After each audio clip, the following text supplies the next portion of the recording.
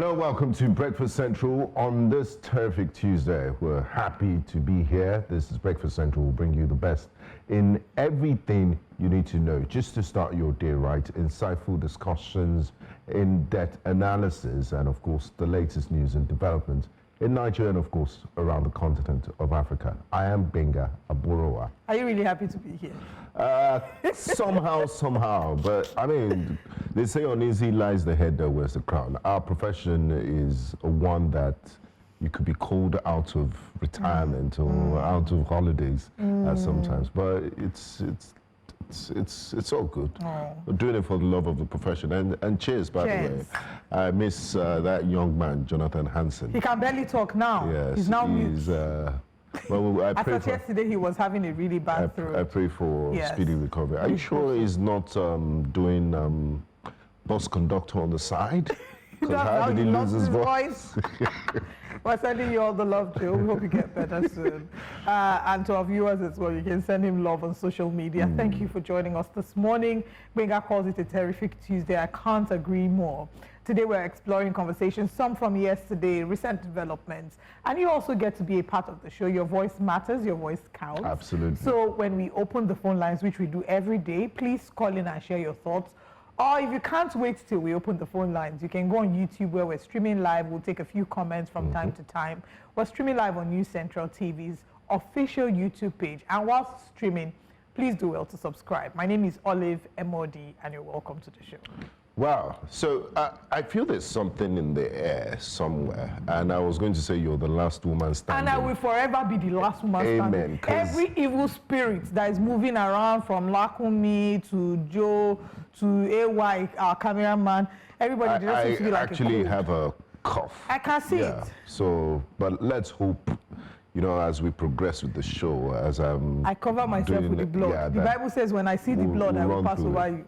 The cough will pass over me. Your immune system is very strong. Interestingly, I find that on the contrary, I typically can't get close to people who have a cold because when I do, susceptible to I'm very susceptible to a cold. And a cold makes me feel proper ill. Like you think I have the type of illness that will make you maybe go to the hospital, right? So I like your use of words. I mean, you're a journalist and you have to be professional. You know, somebody said he failed to show up. I think it was in the UK for work, and he said I was strong.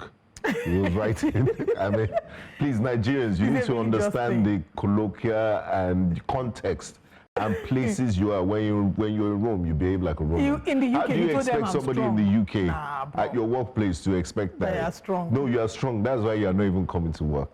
I am strong. It doesn't mean you're wishing bad things on yourself. It's just the situation of things. You are ill, you're ill. No, we are a religious society. So if you say that here, the average person understands what you're trying to say.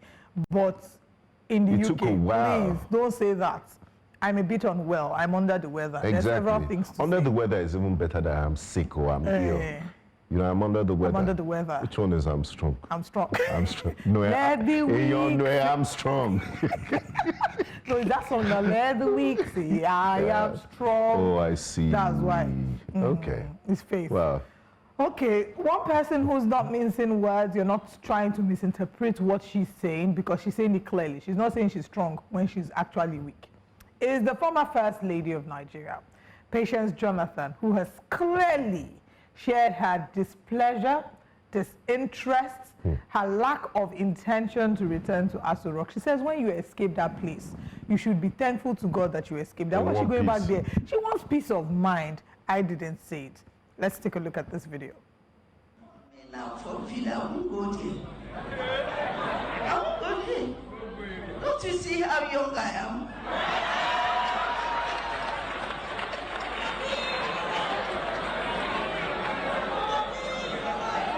Because the stress is so much. The stress of Nigeria is so much.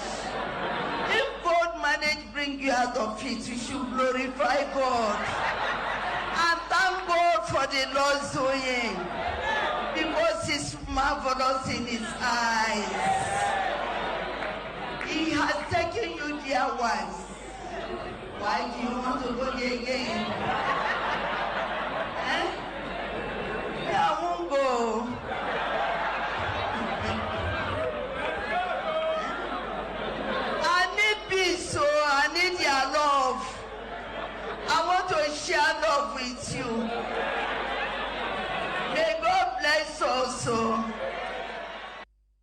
May God bless us indeed. I mean, who doesn't need peace in their lives? I tell you. You know, Who there's would one have thing. thought that in the history of Nigeria, there will come a time where people will be scared or skeptical about running for the highest office in the land? That's one. Yeah. Two, who would have known that the day will come back when people will look back and say, we miss Patience Jonathan. Yes. And we really do miss Yes. her. Yes, she We was miss her for a several real reasons. mother of the nation, and she cared about, you could tell that she was very sensitive to the plight of ordinary Nigerians. Say what you want. Remember the Chibok schoolgirls? Oh, yes. You know, and the empathy with which she handled that matter. A number of people will say it's theatrics. Call it what you like, but she, even if you say it's theatrics, she did the theatrics. There are a number of people whose body language already shows that they don't care. Right. So one is that she gave us a lot of sound bites. She was a very, absolutely, very week in, hilarious week out, woman. yeah. Very hilarious woman, also very confident. But I must applaud her beyond her position as former First Lady. She's decided to also, I mean, she's now a PhD holder, I believe. She's gone back to school. You can see that there's a drive and a fire within her. But she should tell us there's something that she saw in Aso Rock that makes her not want to go back. She said it, the stress of Nigeria is too much. Why do you, can't you see the way I'm looking younger? Because all that headache is off our head and our table, and our husband's table. But then the big question is, she's not the one that Nigerians want to vote for. She's not the one that they've been lobbying. She's not the one that people like Abi Baruna have said is the joker for the PDP. It's her husband, Dr. Goodluck Jonathan. So he will be in a position to decide if he's running or not. But from the look of things, and I told Mr. Abi Baruna that, look, from the things I've seen, it's very likely that he will not come out to contest, especially going against an incumbent at this point in time. Well, not. Yeah. there's really, I mean, I think why people are carrying some measure of weight to what she would say is because we know how, in the typical Nigerian context, when a person says something and their spouse says something else, especially when they, you know how they will say, now madam, when they say the CEO is the real madam, how madam can influence Oga the real decision maker. The real decision maker, not because Oga doesn't have a say, but because, you know, sometimes, because of love, people would often defer to what their partners want. But again, politics is beyond a game of love and fondness. Nigerians have reacted to this. Let's take Nigerians' reactions and then we'll come back to talk about it some more. On X, of course, they have been reacting. Sammy says, indirect talk. You and your husband, too weak to rule Nigeria, especially now APC have more structure than before. That's how Tinubu's wife said they are not after our money. But now every day they borrow with different billing formats. Ma'am, please, you and your husband should rest. Make Obi try luck. Okay. All right, away from Sammy, let's have another tweet. Thomas Crown says, now Wike suppose marry this woman, then they give us premium content. I mean, come on. Wow. Thomas Crown, I don't understand. Anyway, Thomas Crown, that's Thomas Crown's tweet. Jonathan has been attending many public events with his second wife, and that's what prompted this patient statement, because it is the turn of the second wife. This is from Voice of Conscience. Politically speaking, from the second wife perspective, since she's never been First Lady, do you think she would support former President Jonathan? Of course. Who doesn't like power? Especially because it's an opportunity for you to taste it firsthand. Yeah. Anyanwu Victor says she can't even sit down in their home and discuss non-acceptance towards allowing her husband to participate. She came in public to pass this message. Are they not living together? Well, I don't know that. Maybe I will need to watch the video again, but I think people may have asked her. And of course, she said these speculations. And people would always, journalists, individuals would never miss out on an opportunity to speak on certain issues, to get information. Deeper. Yeah. Exactly. However, there are people who have criticized the potential return of President Goodluck Jonathan to politics. One of them is Keyamo and Chidiodin Kalu. They have spoken about the potential and the risk factor attached to this, saying that it might be an issue constitutionally, a matter that would get to the Supreme Court. They've given several reasons as to why there is a quote-unquote, and the word risk was highlighted. However, I'm just going to give you a brief run through. It says, Keyamo and Odinkale had urged the PDP not to hand its ticket to Jonathan, arguing that his return bid will face legal obstacles since he had already been sworn in twice as president. Remember, after the death but the circumstances are different. We know he completed the tenure of former president. So their Yar'Adua. arguments, the potential arguments might be that every president, anyone who runs for president, the highest office, should not be able to have served more than 8 years. But if you calculate the first time he filled in former President Yar'Adua's years with Plus the first it would make it 10 together, years. you know, and then if he comes back, it's going to be that he would have served for, I think, 9 years-ish, thereabouts. So it's going to be a lot more than the prescribed time that the Constitution Yeah, but has. these are extraordinary circumstances. Well, it is the court that will decide that's not me and you. So they worry, so they're sort of they can fearing contest that it will be legal in battles, court. and that what will happen is, at the end of the day, the PDP may end up going to the polls with no candidate if the court does invalidate the position of former President Goodluck Jonathan. But not from a defensive position, seeing that he could be a threat to the APC presidency. Of course, definitely. Of course. There's that. There's definitely that. But Yeah. people would always bring up an argument that would... The legal basis. Exactly. I But mean, personally, I feel he's been a goodwill ambassador for Africa. He's been on a few peace missions. He's been on electoral observer missions on the African continent. He's now regarded as an elder statesman. And many people praise him for the way in which he handed over. He made that congratulatory call to late President Buhari as a Democrat worthy of emulation. So he's in a sainthood mood, and he's revered right now, and you wouldn't want to rubbish that in the murky waters of Nigerian politics. So he might want to just preserve the status quo and also weighing his chances. You're only going... Why do you think President Tinubu never contested any elections since he was elected governor of Lagos State in 1999? He had to wait for his chances to be sure. And when he did contest, he won. Just to mention that there's been a response to Keyamo and Chidi Odenkalu, and this time they said it was issued on Monday by his brother Azibala Robert. That Jonathan, I don't know if I can count him as Jonathan's spokesperson, but that he dismissed their concerns. Writing on his verified Facebook page, he says, "Dear Festus Keyamo SAN, Chidi Odenkalu Prof, I greet you both." And then he goes to state a number of things. Rule 1, do not offer legal advice where none is solicited. Wow. Ella. And then Must be fresh from the NBA conference. Please note, GH is 100% constitutionally and legally qualified to contest if he chooses to. If he decides not to yield to the overwhelming calls to run, it will not be because he's unqualified. Your unsolicited legal view is not of any concern to him and will never be. Don't waste your precious time dwelling on this. In other words, your opinion has been duly noted. Wow. You know when they tell you your opinion has been duly noted? Legal view, it's been noted. Thank you. Thank you. It's been duly noted. They'll pick the opinion and throw it in the trash. Yeah. Anyway, moving on from that story, our next story on Wake Up Conversations this morning, a man who's been in the news for a while now, who's had to face charges of terrorism, has now been made to face the court. He's been charged to court and now jailed for 6 years. We're talking about Simon Ekpa, who has been a pro-Biafra advocate from Finland. He's been advocating for the freedom and the liberalism or the liberalization of the Biafra people. He's been at the forefront, and his actions have sparked some measure of criticism, even though he's garnered a huge amount of support and followership. But it would seem that he'll be spending 6 years in prison. Let's take a look at this video.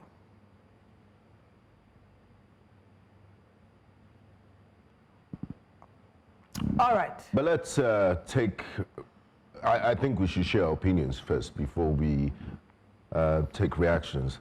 I mean, we live in a social media age, and the things you say carry a lot of weight. Yes. And you're not just confined to the borders of where you're broadcasting from.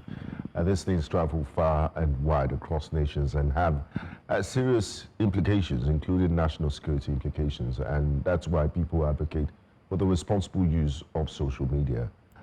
If you feel your people are oppressed and you're fighting or marginalized, or you're fighting for their liberation, there are very constitutional ways of going about it. And if you look at the history of the world, I mean, there are countries that have taken referendum and have separated. Bosnia and Herzegovina are now 2 countries. You look at Sudan and South Sudan on the African continent. You don't have to go to war You could have referendum. You could have lobby groups. You could also appeal to your representatives to write a motion in Parliament to call for this. And there are ways of going about it. But by broadcasting hate, pitching one ethnic group against the other, using derogatory language would not really help your cause. And this is it, regardless of where you are across the world. I think it was Elizabeth Joyce, aka Portable, that said, after God, now government. Government to governments have ways of cooperating regardless of where you are. There's no safe sanctuary, and I don't think any responsible government like Finland would allow you incite violence in their territory and not do anything about it. Right. And the Nigerian government reached out to them and said, look, this man is causing a lot of harm in, the sit-at-home orders, the threat to Nigeria's unity and all of that. And he had his day in court, and I guess the Finnish courts decided what to do, and they finished the case. That's why they gave him six years sentence. Finnish court finished the case. But he's lucky he's not been extradited to Nigeria. I think the jail conditions in Finland, sadly to say, is better than, let me know if it's not sadly to say. The jail conditions will most likely be better than him coming to Kirikiri. Of course, and better than some postgraduate hostels in Nigeria. Honestly speaking, you just need to watch documentaries on the Scandinavian jail system and also in Finland. Really but sad. There's a question of what happens after he served his So there are two things that comes to mind, right? First of all, Simon Ekpa was charged, and he wasn't charged as a social commentator. The court held that he used his social media following and used it to wield that influence to spark for separatist movements here in Nigeria.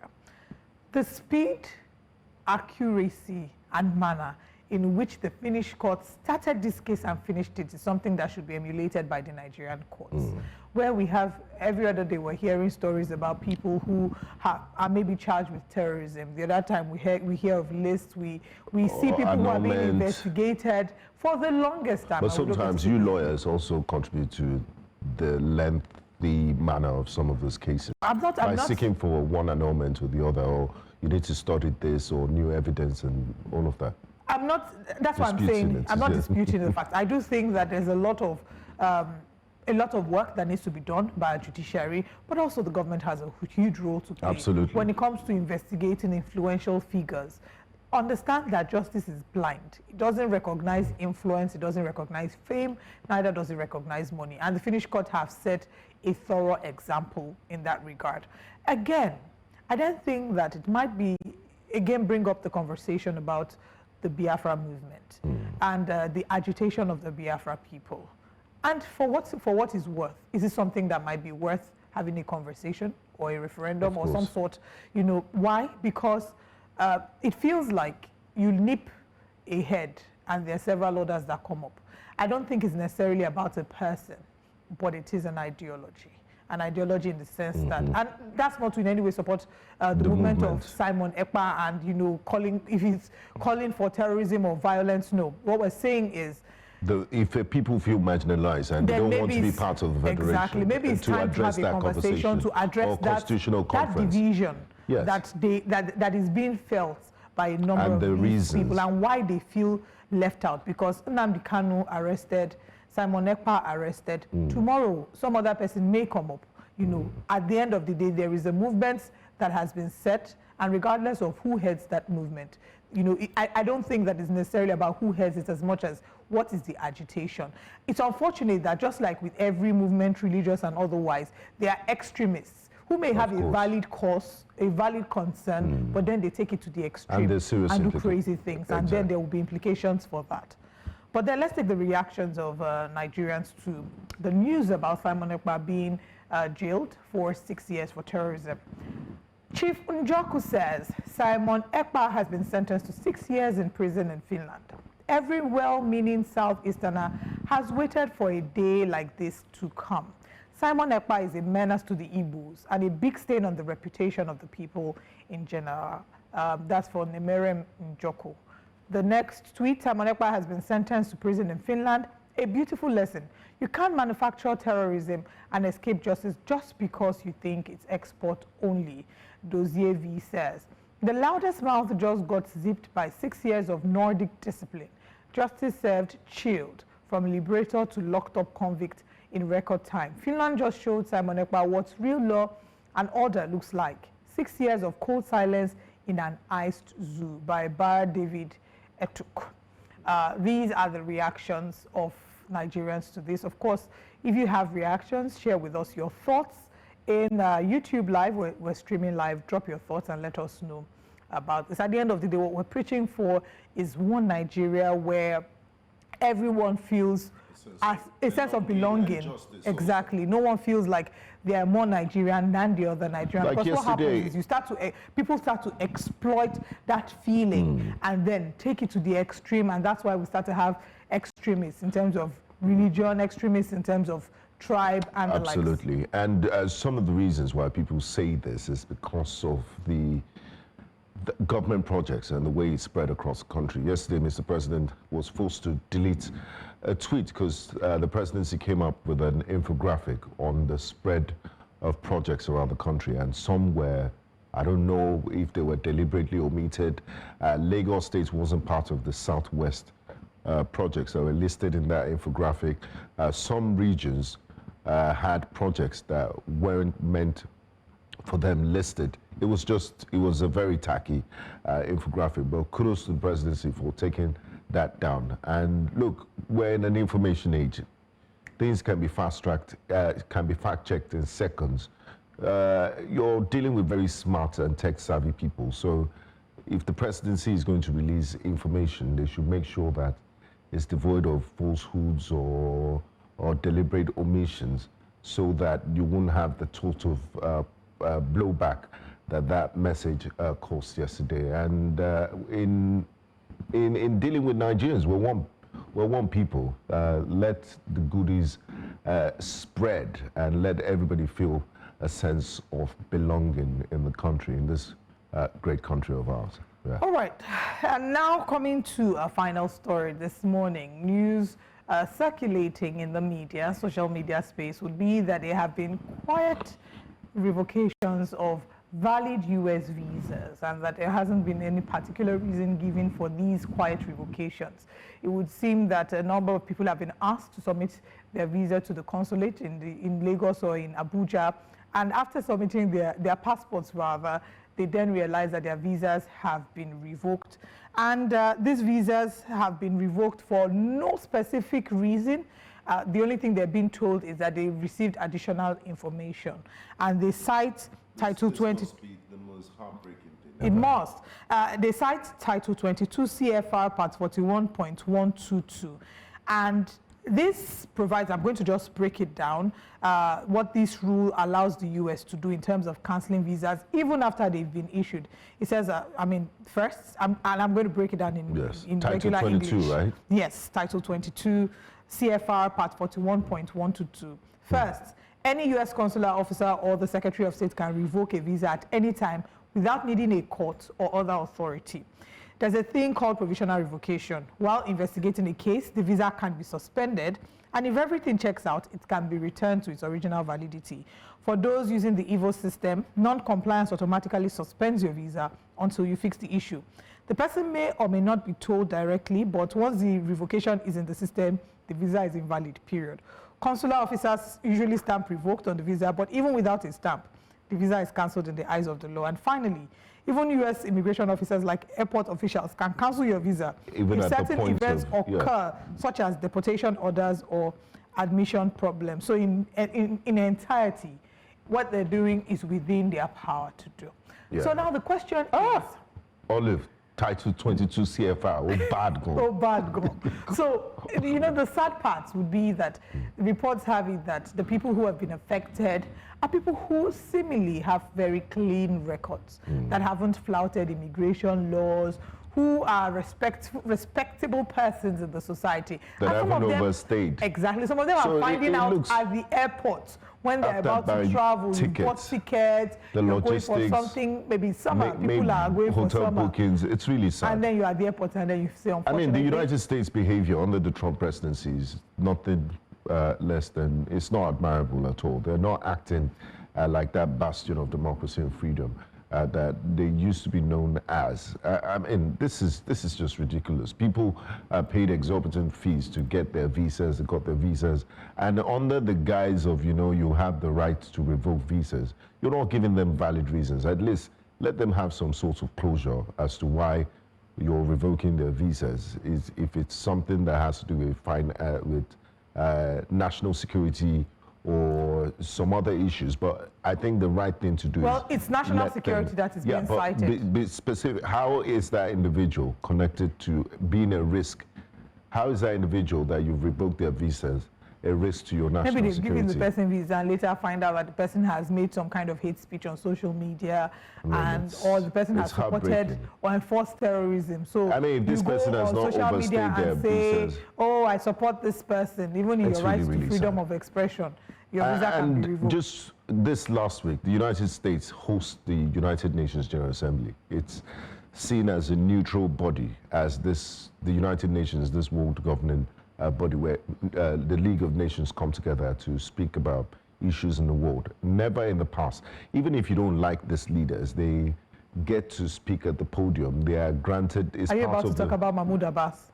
Yes, Mahmoud Abbas and the entire Palestinian Authority leadership were denied visas. Yes. And the last time this happened in the 80s, when Yasser Arafat, the late PLO leader, was denied visa to the United Nations in America, the General Assembly had to move to Switzerland. So the United States is really abusing privileges at this time. So it's important that you mentioned what you mentioned, because some people have asked, why is Nigeria personalizing it? Why are we making it about ourselves?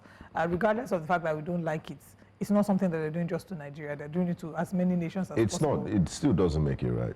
So, so at the end of the day, am I excited about it? Of course not. We're not excited about it because it's even a lot of money that Nigerians are paying to go to the US. Exactly. Our naira is way, way weaker than their dollar. Whenever I have to travel abroad and you're doing the conversions, your body will be biting you. But you know that that's why you come back home and you work so hard, and then you change it to foreign currency, you go abroad. Imagine 45 pounds is 100,000 naira. Imagine. Just 45 Imagine. to 100,000. So it's not the most convenient thing. However, you can't tell a nation how it should run its affairs. I think it's a wake-up call for Nigeria to also fix our country, so that we too can be able to make certain strong, bold statements. There have been speculations. The US hasn't clearly said that, they've not in any way endorsed that there's any diplomatic tension between Nigeria and the US. But I've seen those who have speculated that it might have been because of Nigeria's stance regarding being a third-party country to receive deported foreigners like the Venezuelans and the likes. We refused. Our refusal. It might be that. There are people who speculate that. I mean, it's possible. But they've clearly said that there's no diplomatic tension. And Donald Trump always said, make America great again. So that let's we always put Nigeria America first.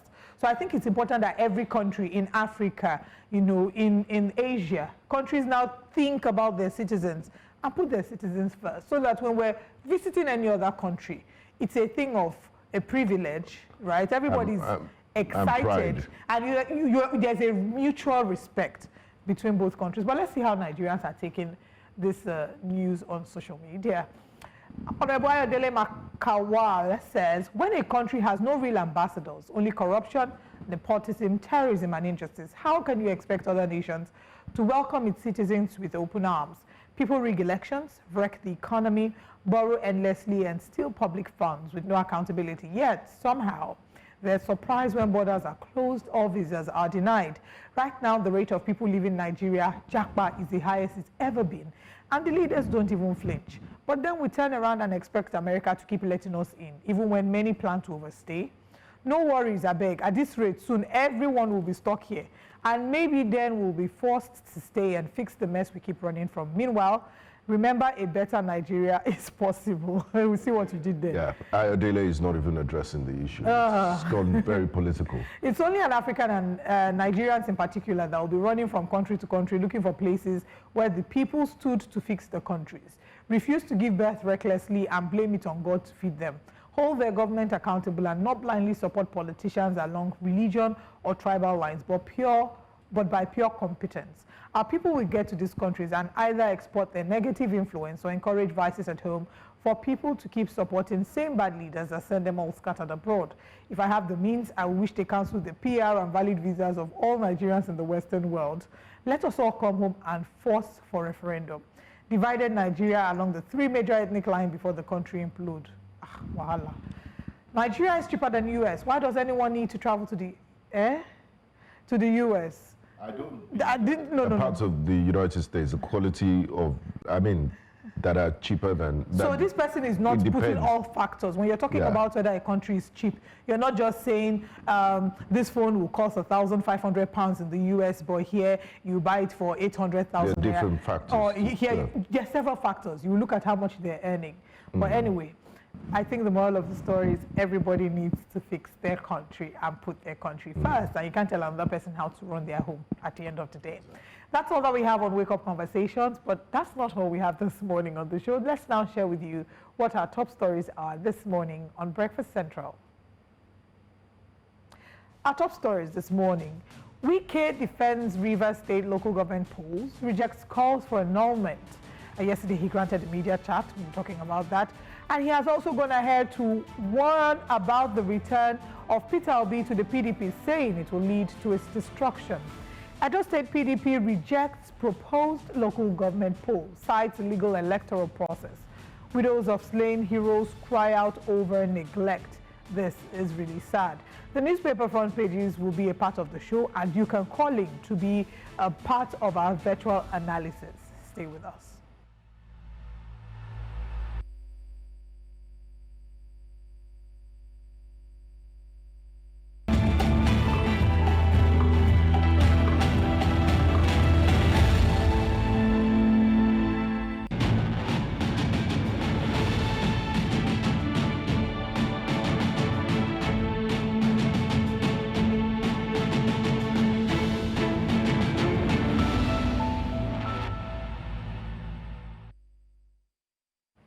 The Rivers State local government elections have come and gone, but the dust is far from settled, despite the swearing-in of the council chairman yesterday. Former Vice President Alhaji Atiku Abubakar and Labour Party's Peter Obi have called the polls a travesty and a mockery of democracy. But the Minister of the FCT and former Rivers Governor Nyesom Wike isn't having it.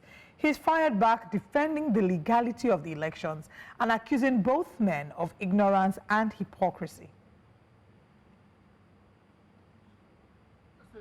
We cannot influence what happens in other local government. He can only influence what happens in his own local government. That the people in those local government are those to choose where to go to. And I have agreed to that. And I have influenced, campaign for my people, vote for PDP. And my people have voted for PDP in my local government. Now you're angry that APC won. No, listen. You're angry that APC won in the local government, which means why did I not extend the influence I didn't have? You should know what is happening. Are people happy with what is happening in PDP? Can we have parties that are contesting this election? What are their candidates' names in the local This comes in as the Rivers Emancipation Movement, REM, also rejected the charade conducted by the Rivers State Independent Electoral Commission, RISEC, on August the 30th, 2025, and strongly condemns the outcome of what has been falsely paraded as a local government election. Process, they say, was neither democratic nor credible. RISEC's activities failed every test of transparency, fairness, and accountability, says the group. Now, join us this morning for this discussions are development advocate and national president, Rivers Emancipation Movement, Zoe Taminotoye, and a PDP member, Collins Order. A warm welcome to you, gentlemen, and thanks for joining us on Breakfast Central. Good morning, Nigerians. Now, I'd like to... And thanks for having me. Good morning. Now, I'd like to start with Mr. Taminotoye. Why, as your group, REM, taking this position? How would you describe the conduct of last Saturday's elections in Rivers State? All right, thank you very much for having me this morning. I want to answer your question with a thought I want to express, and that is democracy died in Rivers State on October 2023 after the former governor, now FCT Minister, Chief Barrister Nyesom Wike, with due respect, came to the States and announced in a church, on a pulpit, he announced that he was going to make Rivers State ungovernable. And ever since he made that statement in 2023, Rivers State have remained ungovernable and progressed in authoritarianism. Its service of song was held on the 28th of February by the Supreme Court. And then democracy was, the interment was finally held on August 30th, 2025, last Saturday. This is the least I can describe the state of democracy in Rivers State. As I speak to you today, what we have in Rivers State is total military and dictatorship regime. Democracy has been set aside. Now, to answer your question on the election that was held last Saturday, you call it an election. I call it a sham selection. It totally violates anything that has to do with election, the Electoral Act, the Constitution, and any democratic norms. Don't take me by my words. The evidence are there everywhere in the social media, where the so-called RISEC officials were celebrating with the so-called winners they announced, where RISEC officials were thumbprinting ballot papers. It's there, it's not my own this thing making. The evidence are everywhere in the social media. Thumbprinting ballot papers for candidates of their interests. Tell me, how can you categorize this to be an election where it is only two political parties among all the political parties in Rivers State, two political parties where one man, the minister, is in charge of the both parties. You have candidates who go into the party primaries with an PDP primaries, and they come out with APC nomination. You can see how the so-called RISEC announced the election. They only announced winners without giving us detail. In a democracy, in an election, you will give details of the scores of each party, each candidate, give a breakdown and show the winner, the second runner, and all the rest, because these are matters that can also be litigated in court. But because you see that it's a stage-managed, arranged election, the Michael Oji, quite unfortunate that somebody of his caliber is taking this kind of evil responsibility against Rivers people.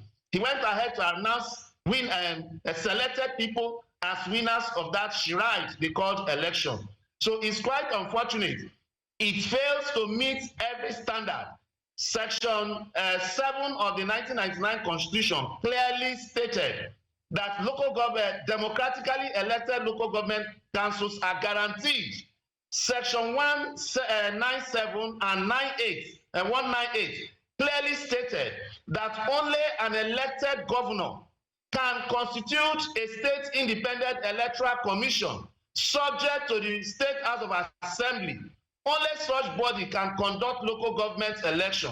So anything that is done outside within the confines of the Constitution is illegal, null and void. So to begin with, ab initio, the so-called RISEC does not have the legality to conduct any election, not to talk of the charade that was carried out last Saturday. So that is why the Rivers Emancipation Movement has taken that position you just announced. We gave a press statement yesterday declaring the election null and void. And at the appropriate time, Rivers people will take their mandate back from these dictatorial-minded people, from these self-seeking interest people that have besieged Rivers State. Clarify, and it's important that we say this. At the beginning of your response, you had made mention of the fact that you said that the Honorable Minister said that he would make Rivers State ungovernable. And I want us to clarify that, because whilst it's important for your party to choose whatever side of the divide that they want, we do not want them to misquote. I do not recall any time that the Honorable Minister said he will make Rivers State ungovernable. What I do recall, however, is when he talked about setting fire to states of anyone who would, the governors of any state who would maybe force the Rivers State governor to maybe dismantle his structure. But I just wanted to, quickly clarify that we're not certain, and we do not want any misquoting to happen unless you can categorically tell us where and when that was said. But I want to bring in Honorable Odu to respond to what you said, as well as talk to us about his thoughts about the local government elections. Thank you, my sister. You see, if you were not very conversant, this is the way they churn out lies in Rivers State. For a man to come to a national television to tell lies is quite unfortunate. But that's been the case. Let me forget about that and move on to respond to other areas where he mentioned. He said, if I got him right, that democracy died in Rivers State after the October 5th, 2024 election. I cannot but agree with him on that, because the Supreme Court equally confirmed that. And the August 30th local government elections has re-established and repaired what the October 5th election did. And then secondly, that he was going to work, the one of making Rivers State ungovernable, I've handled that. The Honorable Minister of the FCT, His Excellency, Nyesom Wike, never at any time stated this.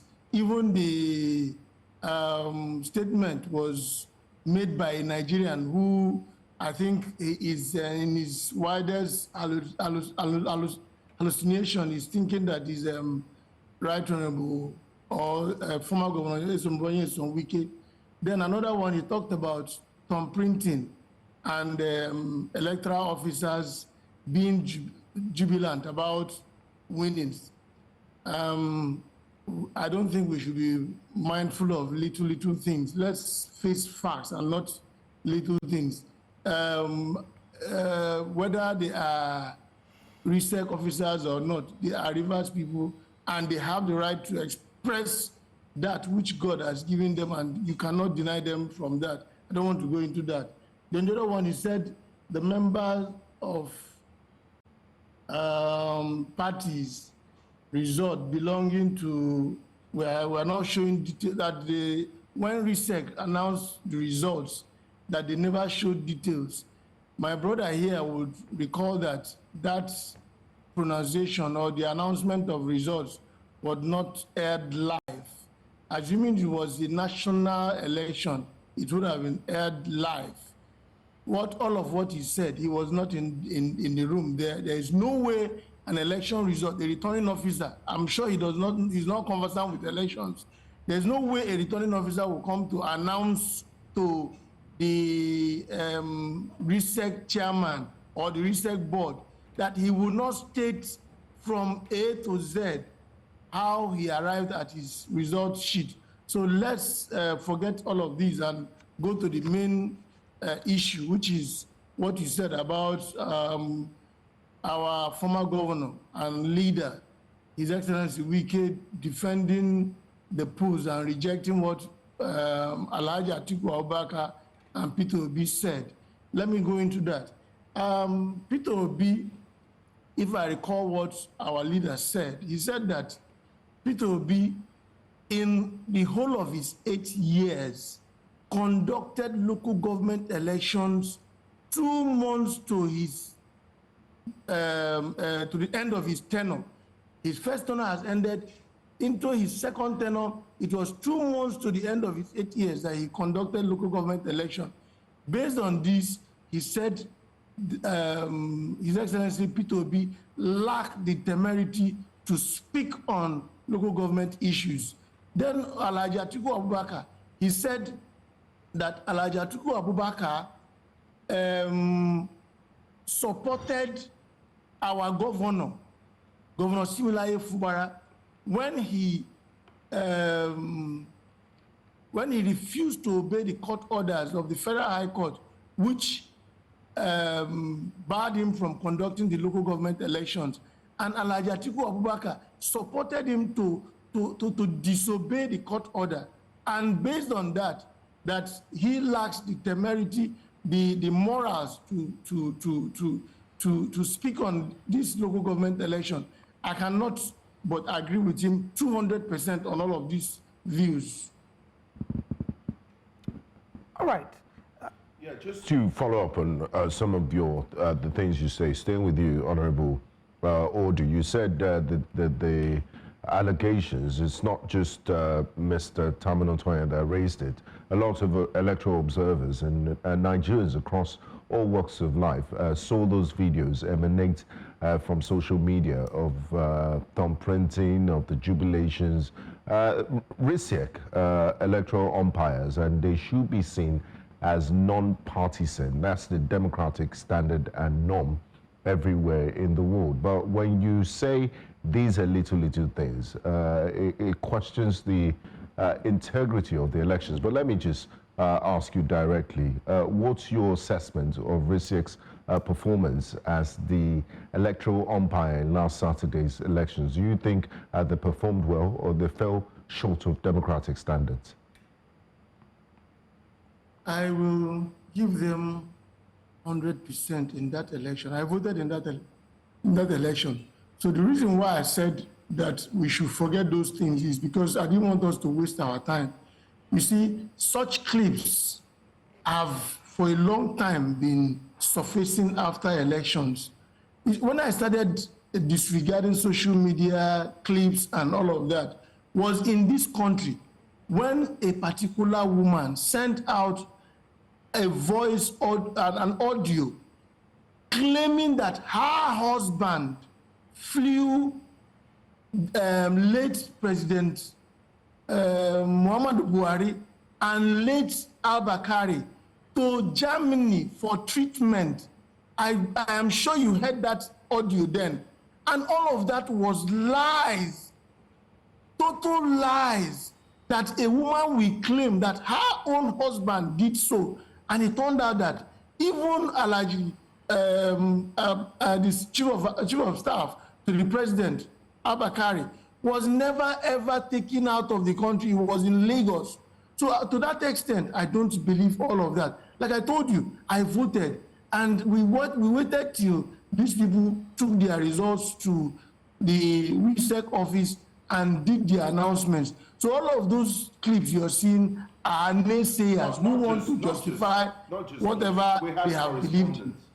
News Central had correspondents in Rivers State. We covered the elections extensively, and we spoke to a cross-section of people who also agree that, you know, the RISIC fell short of democratic standards. But in your opinion, you feel they performed 100%? I said they performed 100%. Okay. If your correspondents actually were there, let them give us the clips they took of those thumbprinting. I'm telling you that these are videos they recycle at every point in time when elections are conducted. All right. Let's also speak with Mr. Tamino Toyin regarding the elections. Part of the reports we've heard are about the low voter turnout.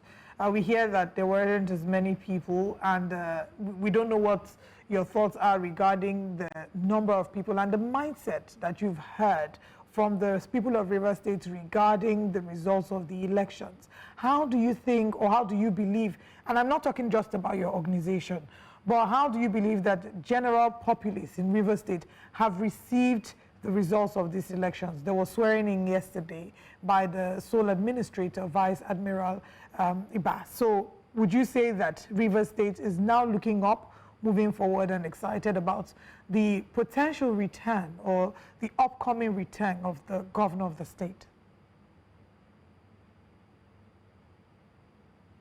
Okay, thank you very much. Before I respond to your question directly, let me react to my brother that is here with us. One of the things he has said. First, I will say that, in my local parlance, there is a proverb in my local parlance where they say, when a man has lost shame and conscience, he goes out like a dog who even meets with his mother on the streets. That is what is happening in Rivers State. That's what some section of some people in Rivers State are doing.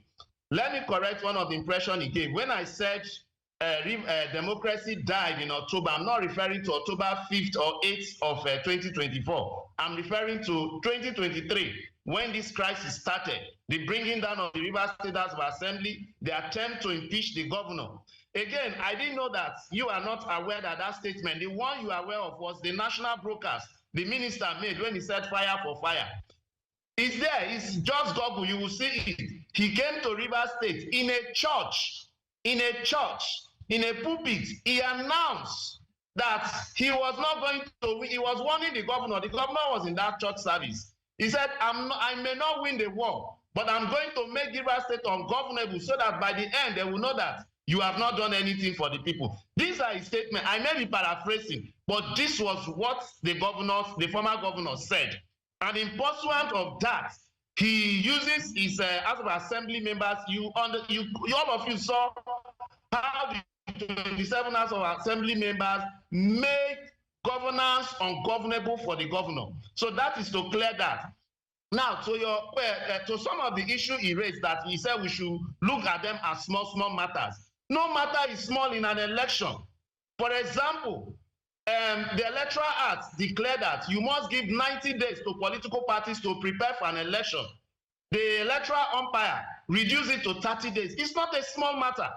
There are videos online, which I believe my brother here have also seen, and yet he's showing a blind eye that those videos do not exist, where electoral officers are thumbprinting ballot papers for their preferred candidates. You see, the problem with this kind of thing is that today, evil benefits you and you're supporting it. Tomorrow, it may turn around. But to answer your question directly, let me tell you categorically, not just my organization that represents the interests of Rivers people. Rivers people in general never participated, majority never participated in this election. I was an observer on Saturday. I moved from place to place.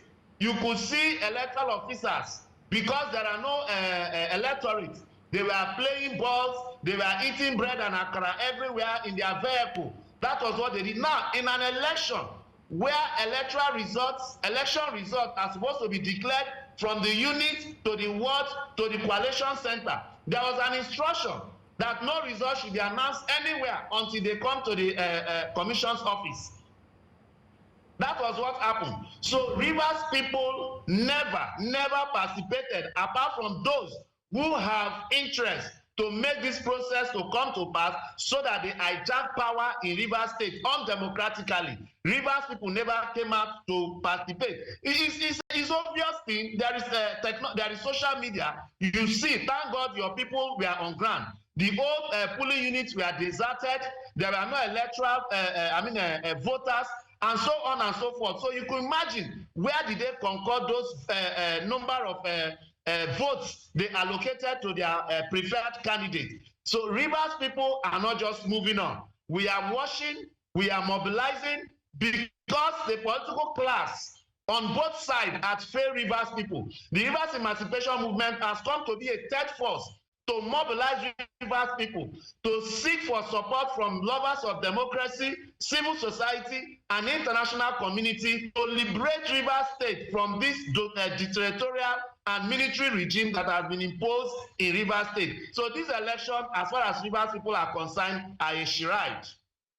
I would like Honorable Odu to respond to that. Particularly, I mean, there are several issues that Mr. Tam Notoyin had raised, but I want you to speak to the 90-day election notice of election by RCEC, especially because this was an issue that was highlighted in 2024 when Governor Siminalayi Fubara had conducted the local government elections. Then that was also an issue that came up. So I'd like you to respond to that. Sorry, I didn't get you. I didn't get your last statement. I was saying that Mr. Tamnotoye has raised several issues, and I'd like you to respond, but I also want to focus on one of the issues. No, he's the one talking, not me. Yeah, he has. Okay, all right. Okay, no, I'm not speaking with you. I'm not speaking with you, Mr. Tamnotoye. The floor is for Honorable Odu. I want him to respond to what you have said. And if you heard me, Honorable Odu, I want you to not just respond to him, but to also speak about the 90-day notice, which was a core issue in 2024 when Governor Sim Fubara had conducted the local government elections. That's another issue that has been brought up again in 2025, saying that RCEC also did not, uphold the 90-day notice. So please speak to that. Yeah, thank you very much. First and foremost, when we come out to speak like this, let us remember yesterday, today, and if possible, tomorrow, because that will help you to speak and speak reasonably. What he has just said now has touched on the legality of the elections. I'll refer you to the Constitution, the 1999 Constitution as amended, section 305, sub 3C, and I read, there is actually, this section talks about the imposition of or the declaration of state of emergency, and section 305 3C says there is actual breakdown of public order and public safety in the federation or any part thereof to such extent as to require extraordinary measures to restore peace and sanity. The idea of the state of emergency is constitutional. 2, the actions of the president to return peace to Rivers State is constitutional as well. The president went further to now propagate an executive order that was gazetted and sent to the National Assembly to minimize these days, because you see, not only that they declared state of emergency in Rivers State, they declared it because they wanted to bring peace. And in the process of bringing peace, assuming that the governor comes back, we will go back to some form of challenges, back and front and all of that. And they decided that let us go to the National Assembly and seek their views and their support to conduct local government elections, seeing that this will be an imminent danger. Therefore, the National Assembly approved, and to even crown it all, they did not use the Rivers man, because Rivers people will begin to say he is Nyesom Wike's camp, he is Governor Fubara's camp. They refused to use that, and they decided to use an outsider, which is a neutral camp. I don't know, these people should sit down and look at processes before they come to speak, not because you hate a system. You decide to talk without facts to back you up or back up your views.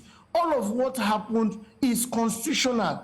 The point is that they don't want to be silent. They don't want Rivers State to move forward. They don't want peace in Rivers State. No election in Rivers State has been this peaceful. No election. Not even the 5th October 2024 election that almost tore Rivers State apart. I don't know why people don't like peace. The question, I mean, I don't know that, except I missed it. I want you to still speak about this current election. They didn't meet the 90 days notice.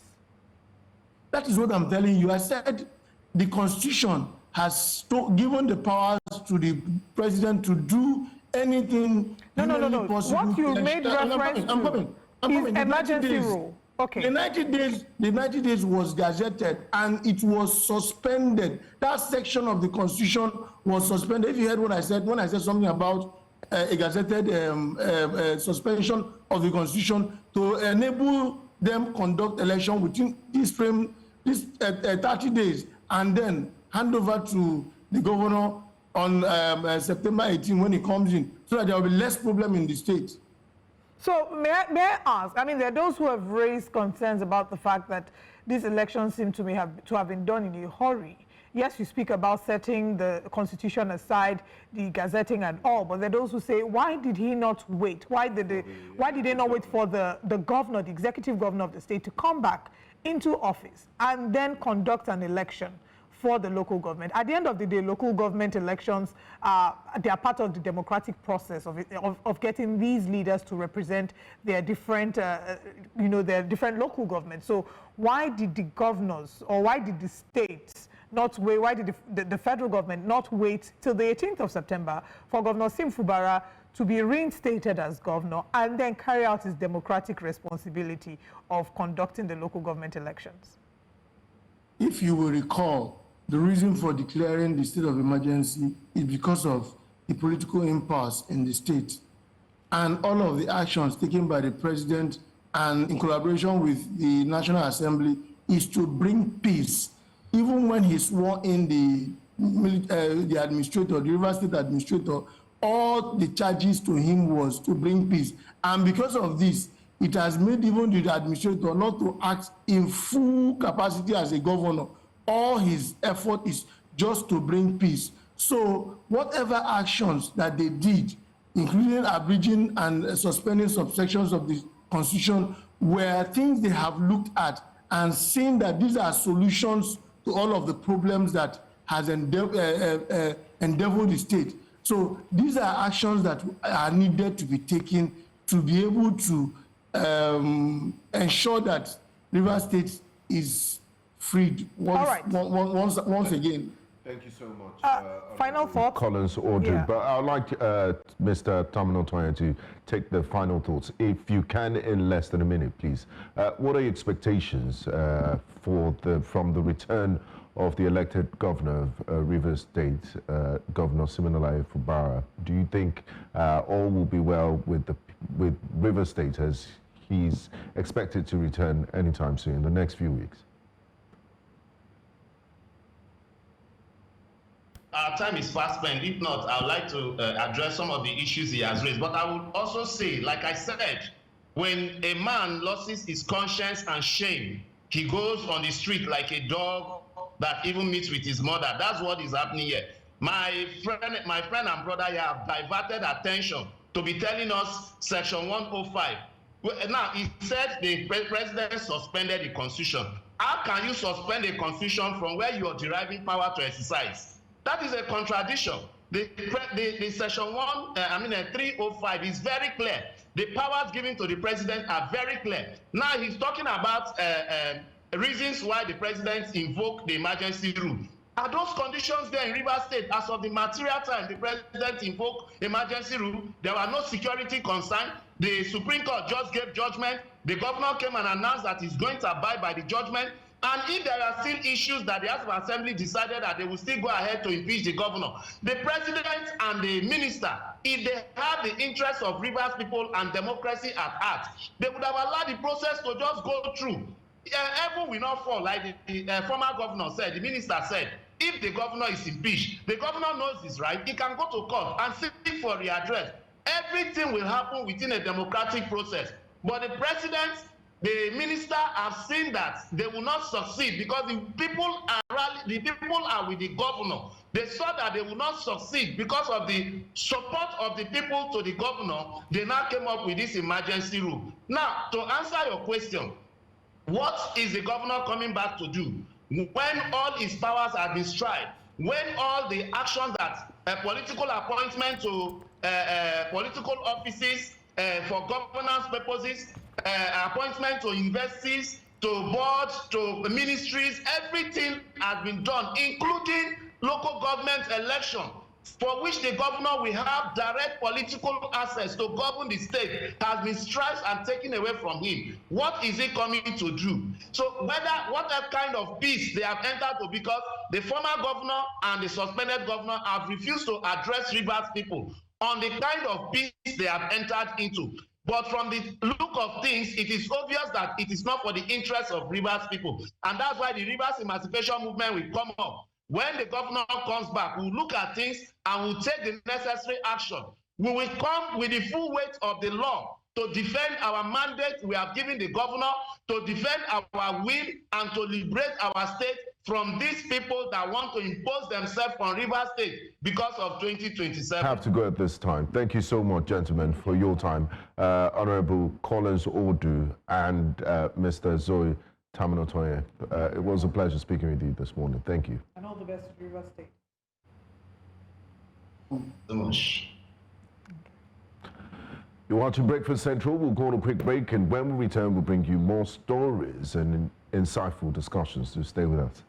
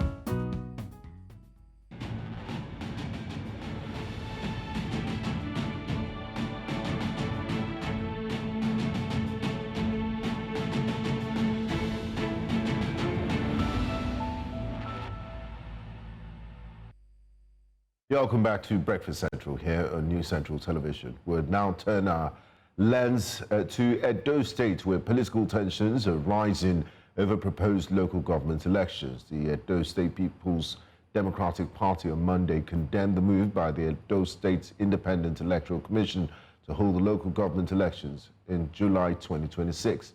On December 19th, the Edo State House of Assembly, led by Blessing Agbebaku, dismissed the chairman of all 18 local government areas in the state following directives from the state governor, Monday Okpebolo.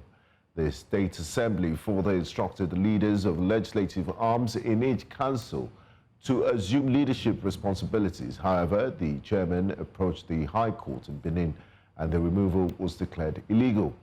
They also ordered their reinstatement, which has been ignored by the state government. The People's Democratic Party has rejected the planned polls, citing what it calls a fundamental, unfair electoral process. Join us this morning to discuss this is Special Advisor on Legal Matters to the Governor of Edo State, Honorable Andrew Mwata. Good morning, Honorable Mwata, and thanks for joining us on Breakfast Central. Now let's talk. Good morning. It's yes. a pleasure to be here, and good morning to our viewers at home. Good morning, and great to have you join us again. Now, is the PDP's rejection of these polls that have been proposed for July 2026, is it a genuine concern for electoral fairness or strategic move to undermine APC's growing influence in Edo State? I think it's a fundamental move to undermine influence on the APC. If you look at the last by-elections conducted by INEC, PDP performed very poorly across the various local governments in Edo Central where the election took place, and even in the Ovia Federal Constituency, that was their worst performance so far in the history of our state. Indeed, it was a political bloodbath, and Edo people spoke very loudly and clearly. So I think it is that same phobia, of losing the by-elections that has now informed their decision to boycott. And that's why that word exists in the political lexicon, in the dictionary, boycott. It's a way of expressing, your disagreement with a particular process. And if they boycott, it does not affect the process. The timetable has been released by the Edo State Independent Electoral Commission. And I think it's good to put these issues here they have raised in perspective. First, these councillors refused to take up their seats. Some of them were suspended after some time. They were told to come back. In my local government, for instance, I even personally reached out to 5 of those councillors One of them is from my ward. I know the role I played when I was in PDP in sponsoring him to run for that seat. As I speak to you, he's in Canada. There's a ward that you represent, but you choose to go to Canada. So what now happens to the mandate given to you? They abdicated their mandate, and that is what informed the decision of the various leaders of these legislative councils to say, come, we have these vacant seats, in line with the provisions of Section 16A of the local government law. One such vacancy exists, and again, for you to be absent from your duty, it must be with just cause. And if you're absent for more than 1/3 of the normal period the council is to sit in a year, the leader of the house has the power of declaring such seats vacant. And that is what happened. And of course, Section 16 also allows the House of Assembly by resolution to call on the state INEC to conduct by-elections, which of course the House of Assembly has done. So I think it's a process, a democratic process, and PDP is just crying wolf when there's actually none. Seems that the local government chairmen that were suspended went to the courts and they got a high court order mandating the state government to reinstate them, and the issue is that the state government is not complying with the court order. Can you clear the air on that? There were two things that happened. On the 17th of December last year, they were suspended, as you noted, but these same people were subsequently impeached. The suspension case, which was at the Federal High Court, that was involved in that case, the court dismissed it, or rather the court struck it out because the court said it didn't have jurisdiction over the issues that were enumerated, namely, in view of the parties, Inspector General of Police and the other. So the court now ordered that the case should be transferred to the High Court. Nothing has been said about that. So for the impeachment cases, of course, it happened across 17 local governments. And as you have noted, in one or two places, they got the High Court judgment. And it does not end there.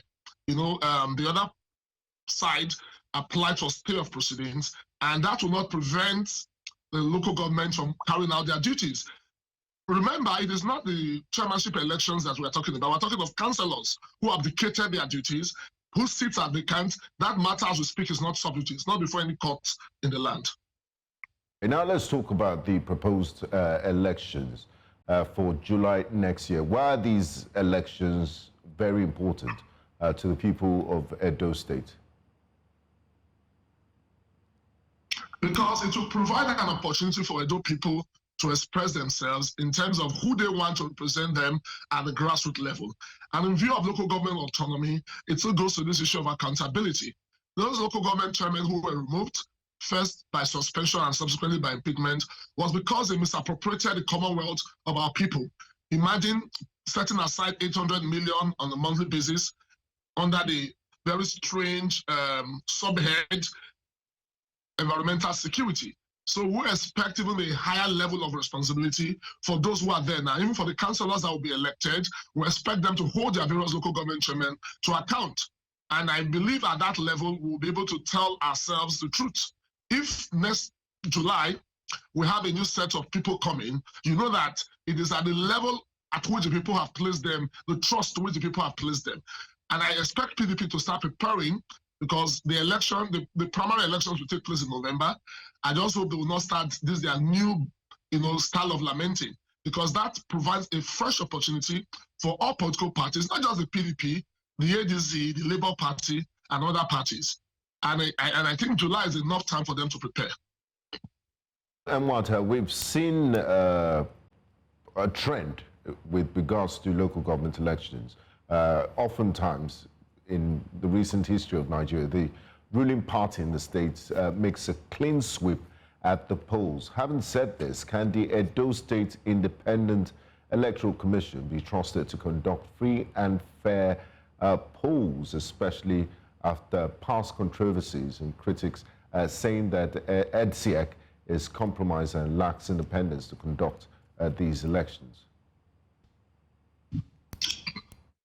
As we have it in Nigeria, whenever you have a ruling party, the chances of the ruling party winning the majority seats in the local government election is there. Just use the recently conducted River State local government election as a case study. You have a PDP governor, though on suspension, then APC had a clean sweep. And as such, I don't think Edo can be an exception, because it is a trend. No government with power will want to lose an election, so they do everything within the law to ensure that they win the election.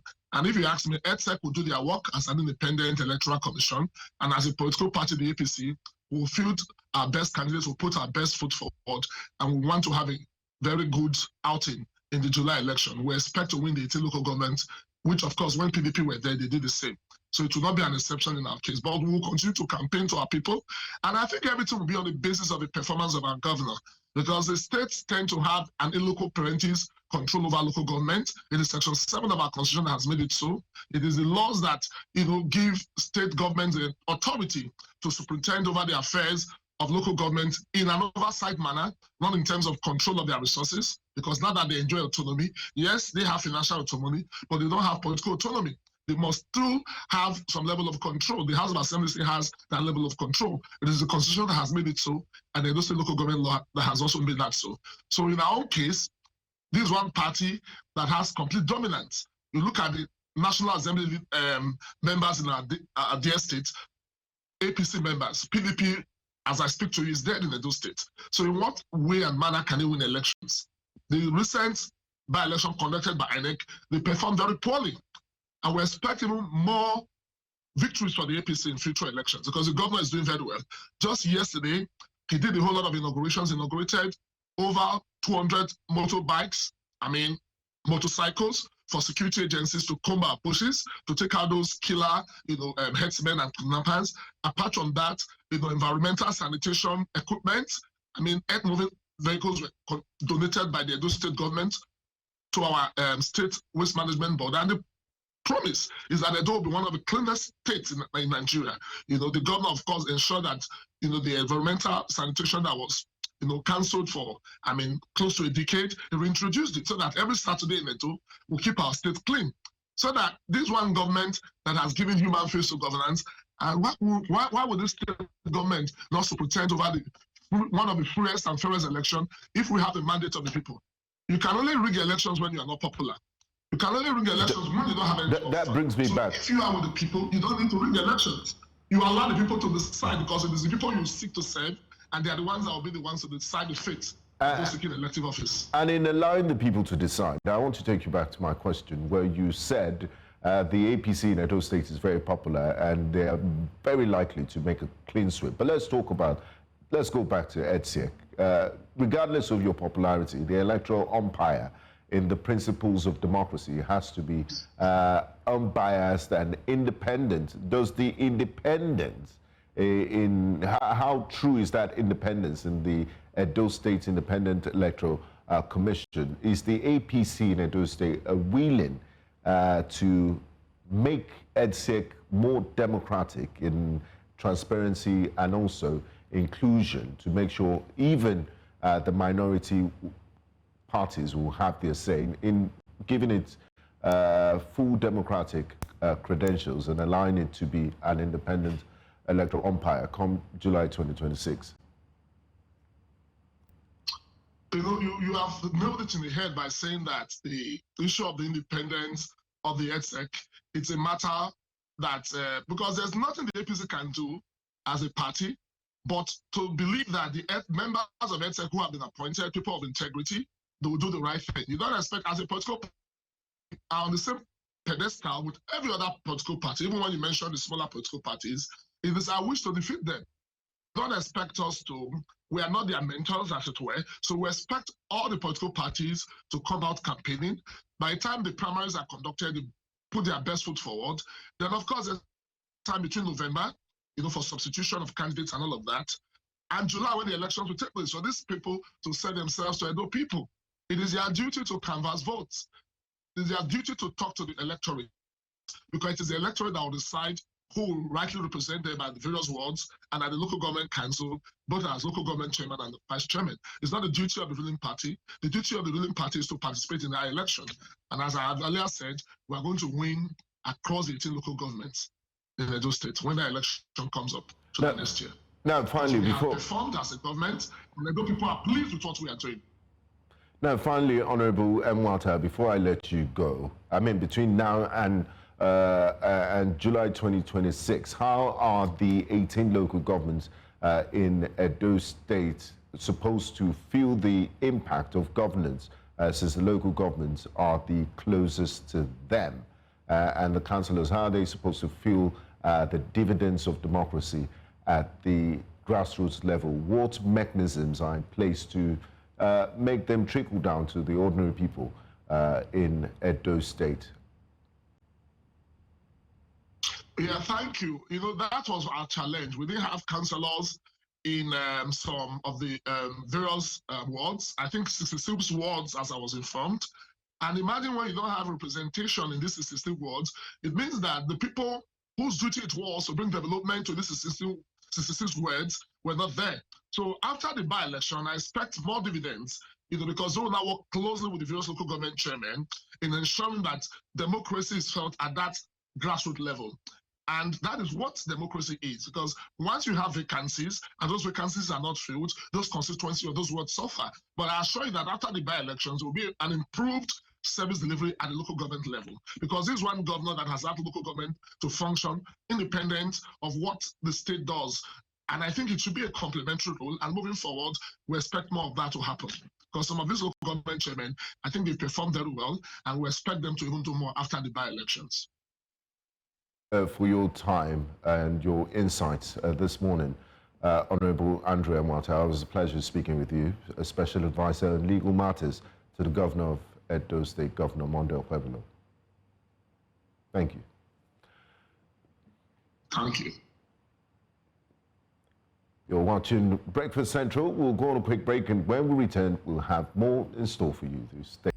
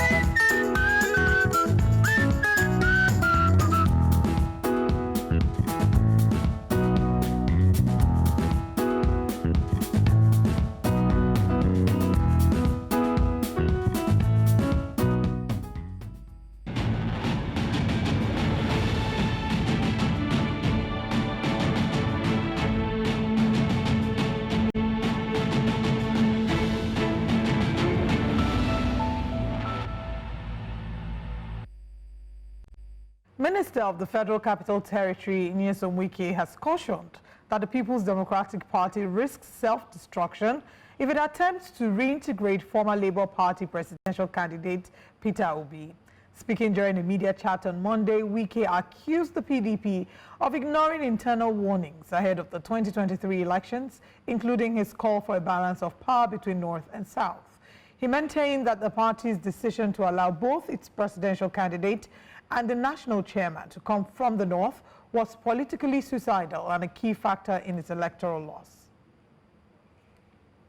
The former Rivers State governor further criticized talks of Obi's possible return, describing it as hypocritical and dangerous for the party's survival. According to him, such a move would erode the PDP's credibility and destroy the ideological foundation. Wike also reiterated that equity, justice and zoning remain the only pathway for the PDP to regain national relevance. Now, joining us this morning to discuss this and more is political analyst Theophilus Akatugbe. But let's take a listen to the FCT minister before I pose my first question to him. You said here, rivers. You said the rivers. How come? How come? How come?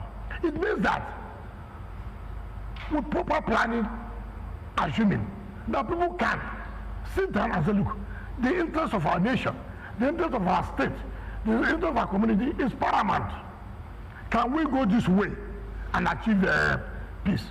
That's what you should be encouraging people, not when people do something that has come to say, surprising you, there's peace, there's all the leaders, you know, so what? Bringing Obi to where? Obi to where? You want to kill the party the more? No alone. Obi that, I mean, you see, even somebody who don't have characters, Obi, that was abusing the party, that the party is rotten, is this. So the party is good enough for you to come and run for, you see these people, ambition can make you even go to Satan's house. Ministers, don't excuse me. Don't wash. You ask question. So, Obi is not anybody who says so, like Baba said, I heard him say. That is Baba's opinion. He's entitled to his opinion. But if you want to destroy the party, dare it. If you want to destroy this party, dare to do it. Let me even Obi come. Good morning, Mr. Theophilus Akatugba. Thanks for joining us on this very auspicious Tuesday morning. Why are you laughing? You seem very And you saw that clip by the FCT minister. It's one of the political... heavyweights. No, not heavyweight. I mean, it's a heavyweight. It's a highly entertaining politician. Okay. He presents something that I am quite astonished that he seems to have his way in accordance with his words. And those who work with him don't seem to see that that's been happening consistently. He seems to have his way. Can you give us examples? Example of his successes in the last election in Rivers State. He determined how the election came out. He predicted it, and it occurred that his party lost, and he won the presidential election for who he wanted to. He won the governorship for who he wanted to. And he's saying it again to them, the same thing I used to tell them, that what is wrong is that the PDP needs a bit of a humility to really understand that this monster we have created has really held us in the jugular. So let's talk about the elephant in the room. Now, he's saying it will be political suicide for the former governor of Anambra State, Mr. Peter Obi, to be to return to the fold of the People's Democratic Party. Yes. And he gave several reasons. First and foremost, does he have the moral right to say so or to make this announcements, knowing that he has openly endorsed a candidate of another party, is serving under a government of APC, and he said, look, in 2027, I will be voting for President Bola Ahmed Tinubu. So does he really have any business in who the PDP invites to their fold and their calculations towards 2027? If you look at Wike, Wike is a man that I'm not a fan of Wike. I have never been a fan of Wike because I feel he's too rough for the democratic finance that we need. But when a system is organized in a manner that what motivates it is not actually ideology, then what you see will happen. And morality. Wike said, I did not work for the APC government without the PDP approving it. He wrote to the PDP and said, I have been given appointment in the name of national unity. I'm going to take the appointment. And they gave him approval. He is so smart. He knows how to commit them. So they are crying, I won't approve for him to go and serve. That's one. Number two, he is so generous to Peter Obi. What he said, I commend him because he confined himself to PDP as committing suicide. He didn't even say Obi will commit greater suicide. So he did not even speak to Obi. He feels Obi can make his mistake, but his interest at the moment is his party. Indeed, Wike is excellently correct because don't forget that Wike is in the intestinal working of the PDP. The organs of the PDP, the heart, the liver. So when he says the party will be committing suicide, he's saying that just like... is Mr. Peter Obi not an asset? I mean, he has the obedient movement, exactly. He has a huge followership. We'll get there. Just like Ize-Iyamu was a bit of a difficult sell for the APC, the election between Ize-Iyamu and the last governor, Obaseki. Because Ize-Iyamu's words and Oshomole's words against Ize-Iyamu were so clear and loud. It was a difficult sell. So if Peter Obi takes the ticket of the PDP and they begin to play back the videos of Peter Obi saying that this party is a damaged, corrupt structure, how does Peter Obi reconcile his integrity, his morality with that privilege? But that seems to be what, you know, the order of the day is with Nigerian politicians. It is. People who have criticized they the say Peter president Obi is a bit as serving with the different. Peter Obi is marketed as a different, morally, one of the most different and better Nigerian politicians. So if you now rub him in the same brush, he will be committing his own suicide. Why PDP is going to struggle to sell the ticket. Now let's look at the obedience. Yes. Currently, the obedience are in disarray. They are currently looking for the platform to make sure they promote the agenda of their leader. If that person is going to the PDP machinery that used to be in the past has been decimated. They've scattered all over the place. Some are with APC, some have gone to APC, some have moved to ADC. So if Peter Obi goes there, like I said before, that would be the worst political decision of his career. Just simply based on morality and character that he said certain unpalatable things about the party.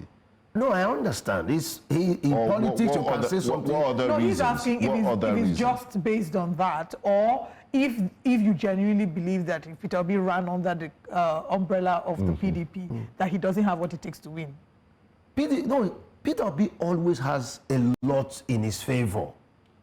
But those chances can be diminished if he makes the wrong choice. The chances of his victory, because of his large followership, can be diminished by the choice he will make, by the platform he will run on. There are many obedient that don't want to touch PDP. They don't want to have anything to do with PDP. But they are obedient by the followership of the Obi brand. But if Obi goes there, they will divorce him because they can't stand... I mean, looking at the sort of followership he has, it's almost like a cult-like followership. Yeah, and I believe they can forgive him for that is the speaking obedient, not the silent obedient. There are many obedients that I know that will never relate with the PDP for what the PDP is and has been. They have an understanding of the politics of Nigeria, knowing that, you know, these parties are just vehicles to gain power, and their loyalty is to the individual and not the political party. So if they see the PDP that has zoned the presidency for 2027 to the south as the only way to get into the office, of course, they won't look at the platform and say, oh, this PDP is this and that. They are for, that's why they are called obedience. They are for Mr. Peter Obi's ambitions to become president of Nigeria. I agree with them. I know that that is the general idea of the obedience. But I'm saying that when it comes to a certain stage of the journey, people will now begin to evaluate their followership. When that time comes and the matters are presented, because there are people who are obedient because it's fanciful to be. Some are people who are obedient because all of their friends are obedient. Some are obedient because they believe that Southeast presidency is the intent, not because they really believe in anything called obedience. So that movement that we actualize that dream, that ambition, people follow it. But there are also people who are even in the APC that believe they are obedient. Yeah, there are APC members that are obedient. There are PDP members that used to be obedient. That was why Obaseki warned that the obedient movement is a tsunami, even in Edo State.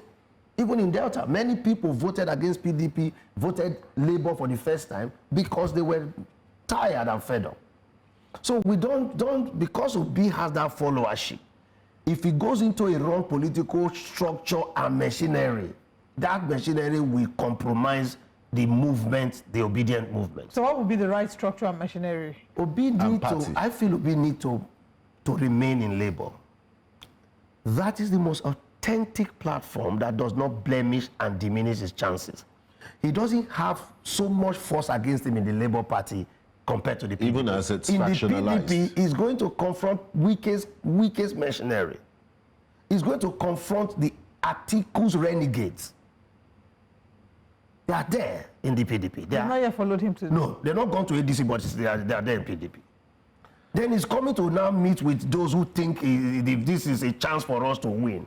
Why those people's efforts will be diminished by all the other discordant tones. So he said, and then a PDP will further diminish because you will be making a lot of noise, and there are too many evidence that you have said that this party is bad. And you're going to tell, and when you win the election, become president, you will not use Labour Party structure to run. You will use PDP structures to run. So it's like PDP has used Obi to get back to power to a lot of Nigerians that don't want to have PDP in power. Okay, so there's also been a criticism against Nyesom Wike. We've seen Eunice Atanko, who's responded to this. He's criticized the monthly media pally, saying even the president does not do monthly addresses. So he's criticized the media pally, saying in what capacity, and he should face his attention to FCT. He's also said that every opportunity he has, he makes reference to Obi in some measure to allude to the fact that it's an obsession, and he's doing this to remain in the limelight because he knows anything he says about Obi will be picked up. Well, statement, Tanko is is entitled to his response as he has responded appropriately. But what is not paid attention to? That's why I said people should take Wike seriously, especially now. He is doing his media chat. This has been his character right from the time he's in the Ministry of Education. He's a very generous, media-friendly man, politician for that matter. While he was while he was a deputy minister of education, he was very loud. He held regular meetings with media men. In Rivers State, he held the same meeting. So while Minister of the FCT, he's just doing what he has a primary responsibility as the Minister of the FCT. And some of this media parley goes beyond the scope of the FCT. It goes to national discussions. That's when he plays politics. Almost, yes. It's actually, he believes. If other ministers, the entire 36-plus gamut of ministers, if they do this, won't it be a national distraction? For me, I agree with whatever, but the president of the country knows the flamboyance of this man. He knows the political assets that it could be to him. And I'm sure he did not choose him because he would not contribute to his ticket. So this parley seems to help. He helped to help jolt the nation in a way that sometimes even you love to hate or you hate to love, you know that this man is just causing, is either making positive contribution or damaging some people's interests. That's why he's going on. All right, speaking about damaging some people's interests, Peter Obi's interest is not the only one he has spoken against. He's spoken against former President Goodluck Jonathan, saying he's sure that he enjoys being an elder statesman and will remain so. The speculations have increased about the potential of President Goodluck Jonathan coming back into the race, even though his wife, the former First Lady, Patience Jonathan, has said that if you escape from that place, what are you going back there to do? That look at her, she's looking younger. So what are your thoughts about the possibility of him coming back into the race? When I heard it, I was quite, I smiled nicely because, you know, that would be the best option for the PDP in terms of a proper candidate that has everything in place. He's never gone against that party and he has maintained himself very, very well. And he's an appealing proposition for the PDP. That's a good one for him. It's organized in a manner that what motivates it is not actually ideology. Then what you see will happen. Now, morality. Wike said, I did not work for the APC government without the PDP approving it. He wrote to the PDP and said, I have been given appointment in name of national unity. I'm going to take the appointment. And they gave him approval. He is so smart. He knows how to commit them. So they are crying, haven't approved for him to go and serve. That's one. Number two, he is so generous to Peter Obi. What he said, I commend him because he confined himself to PDP as committing suicide. He didn't even say Obi will commit greater suicide. So he did not even speak to Obi. He feels Obi can make his mistake, but his interest at the moment is his party. Indeed, Wike is excellently correct because don't forget that Wike is in the intestinal working of the PDP. The organs of the PDP, the heart, the liver. So when he says the party will be committing suicide, he's saying that just like... is Mr. Peter Obi not an asset? I mean, he has the obedient movement, he has a huge followership. We'll get there. Just like Ize-Iyamu was a bit of a difficult sell for the APC, the election between Ize-Iyamu and the last governor, Obaseki.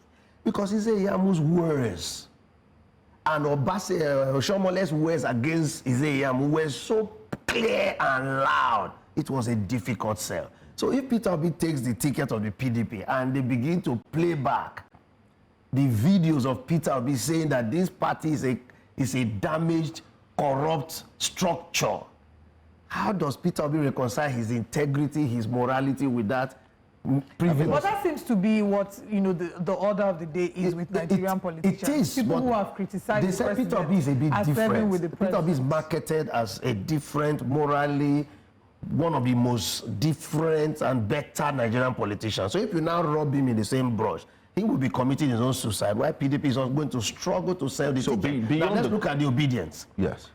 Currently, the obedience are in disarray. They are currently looking for the platform to make sure they promote the agenda of their leader. If that person is going to the PDP machinery that used to be in the past has been decimated. They've scattered all over the place. Some are with APC, some have gone to APC, some have moved to ADC. So if Peter Obi goes there, like I said before, that would be the worst political decision of his career. Just simply based on morality and character that he said certain unpalatable things about the party. No, I understand. In politics, you can say something. No, he's asking if it's just based on that, or if you genuinely believe that if Peter Obi ran under the umbrella of the PDP, that he doesn't have what it takes to win. Peter Obi always has a lot in his favor. But those chances can be diminished if he makes the wrong choice. The chances of his victory, because of his large followership, can be diminished by the choice he will make, by the platform he will run on. There are many obedient that don't want to touch PDP. They don't want to have anything to do with PDP. But they are obedient by the followership of the Obi brand. But if Obi goes there, they will divorce him because they can't stand... I mean, looking at the sort of followership he has, it's almost like a cult-like followership. Yeah, and I believe they can forgive him for that is the speaking obedient, not the silent obedient. There are many obedients that I know that will never relate with the PDP for what the PDP is and has been. They have an understanding of the politics of Nigeria, knowing that, you know, these parties are just vehicles to gain power, and their loyalty is to the individual and not the political party. So if they see the PDP that has zoned the presidency for 2027 to the south as the only way to get into the office, of course, they won't look at the platform and say, oh, this PDP is this and that. They are for, that's why they are called obedience. They are for Mr. Peter Obi's ambitions to become president of Nigeria. I agree with them. I know that that is the general idea of the obedience. But I'm saying that when it comes to a certain stage of the journey, people will now begin to evaluate their followership. When that time comes and the matters are presented, because there are people who are obedient because it's fanciful to be. Some are people who are obedient because all of their friends are obedient. Some are obedient because they believe that Southeast presidency is the intent, not because they really believe in anything called obedience. So that movement that we actualize that dream, that ambition, people follow it. But there are also people who are even in the APC that believe they are obedient. Yeah, there are APC members that are obedient. There are PDP members that used to be obedient. That was why Obaseki warned that the obedient movement is a tsunami, even in Edo State. Even in Delta, many people voted against PDP, voted Labour for the first time because they were tired and fed up. So we don't because Obi has that followership, if he goes into a wrong political structure and machinery, that machinery will compromise the movement, the obedient movement. So what would be the right structure and machinery? I feel Obi need to remain in Labour.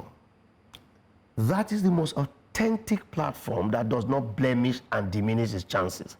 He doesn't have so much force against him in the Labour Party compared to the PDP. Even as it's in factionalized. the PDP, he's going to confront weakest machinery. He's going to confront the Atiku's renegades. They are there in the PDP. They've not yet followed him to... No, they're not gone to ADC, but they are there in PDP. Then he's coming to now meet with those who think if this is a chance for us to win. Why those people's efforts will be diminished by all the other discordant tones. So he said And then a PDP will further diminish because you will be making a lot of noise, and there are too many evidence that you have said that this party is bad. And you're going to tell, and when you win the election, become president, you will not use Labour Party structure to run. You will use PDP structures to run. So it's like PDP has used Obi to get back to power to a lot of Nigerians that don't want to have PDP in power. Okay, so there's also been a criticism against Nyesom Wike. We've seen Eunice Atanko, who's responded to this. He's criticized the monthly media pally, saying even the president does not do monthly addresses. So he's criticized the media pally, saying in what capacity, and he should face his attention to FCT. He's also said that every opportunity he has, he makes reference to Obi in some measure to allude to the fact that it's an obsession, and he's doing this to remain in the limelight because he knows anything he says about Obi will be picked up. Well, statement, Tanko is is entitled to his response as he has responded appropriately. But what he's not paying attention to, that's why I said people should take Wike seriously, especially now. He is doing his media chat. This has been his character right from the time he's in the Ministry of Education. He's a very generous, media-friendly man, politician for that matter. While he was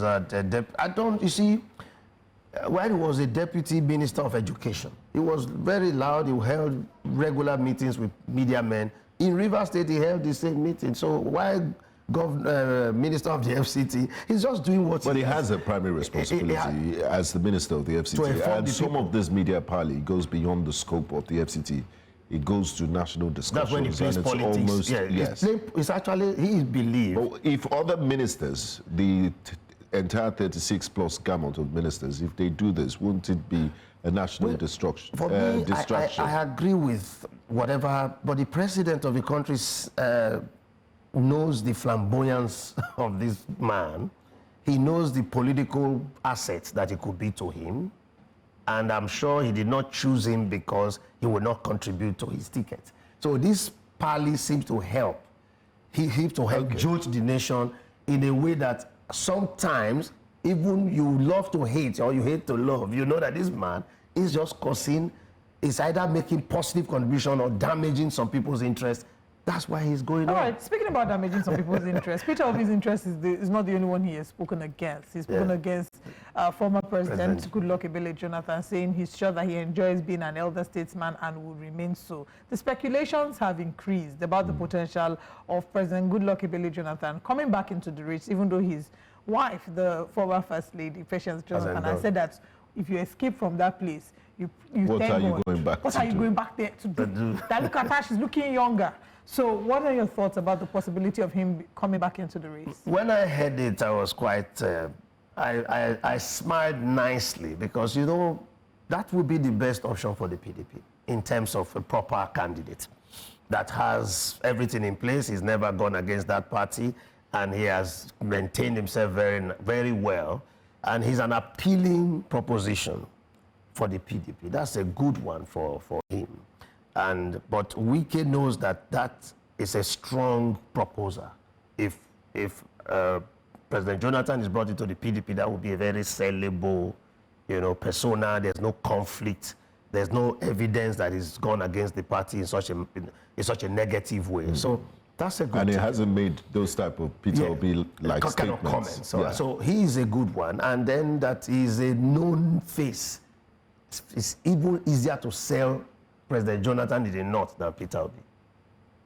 Peter Obi is very social media known, but the core northern electorate, the ordinary Talakawas, they don't know him. So when they're going to cast a vote, Obi is just, is from the elitist part, they know him. Wait, you don't believe that the grassroots... They don't know him, no. In the north? Yeah, at all. You don't think that? They don't know Peter Obi. I mean, he contested. He contested the election, but you can see the votes. No, he was also vice presidential candidate to He's not known. If you have traveled around and you ask the ordinary northerner that queue up long queues, he's not known. They need to sell him more. They didn't do that in the last election, adequately enough. So it affected his chances. If you look at the votes from the north, was really abysmal. I'm not sure still that I on- quite agree with Okay. that about Peter Obi not being known at the grassroots. In the north, I didn't talk about the southern part of the country. I'm talking of the northern part of the country. But I want to follow up on the Goodluck Jonathan speculations. He hasn't come out to say anything, but his wife, the former First Lady, is vehemently, she's not up for it. She's tired of Aso Rock and she doesn't want to. And looking at his relationship and our past presidents, they don't really seem to like to rock the boat, and they have this unwritten rule of, just sit back, relax. I think the most vocal ex-president we've had President is Obasanjo. President Obasanjo with his letters, and he's even slowed down in writing letters. So is this a possibility?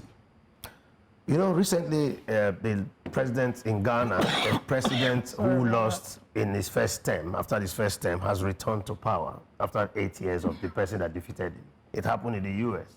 So that Donald Trump won back the presidency after the 8 years of Biden.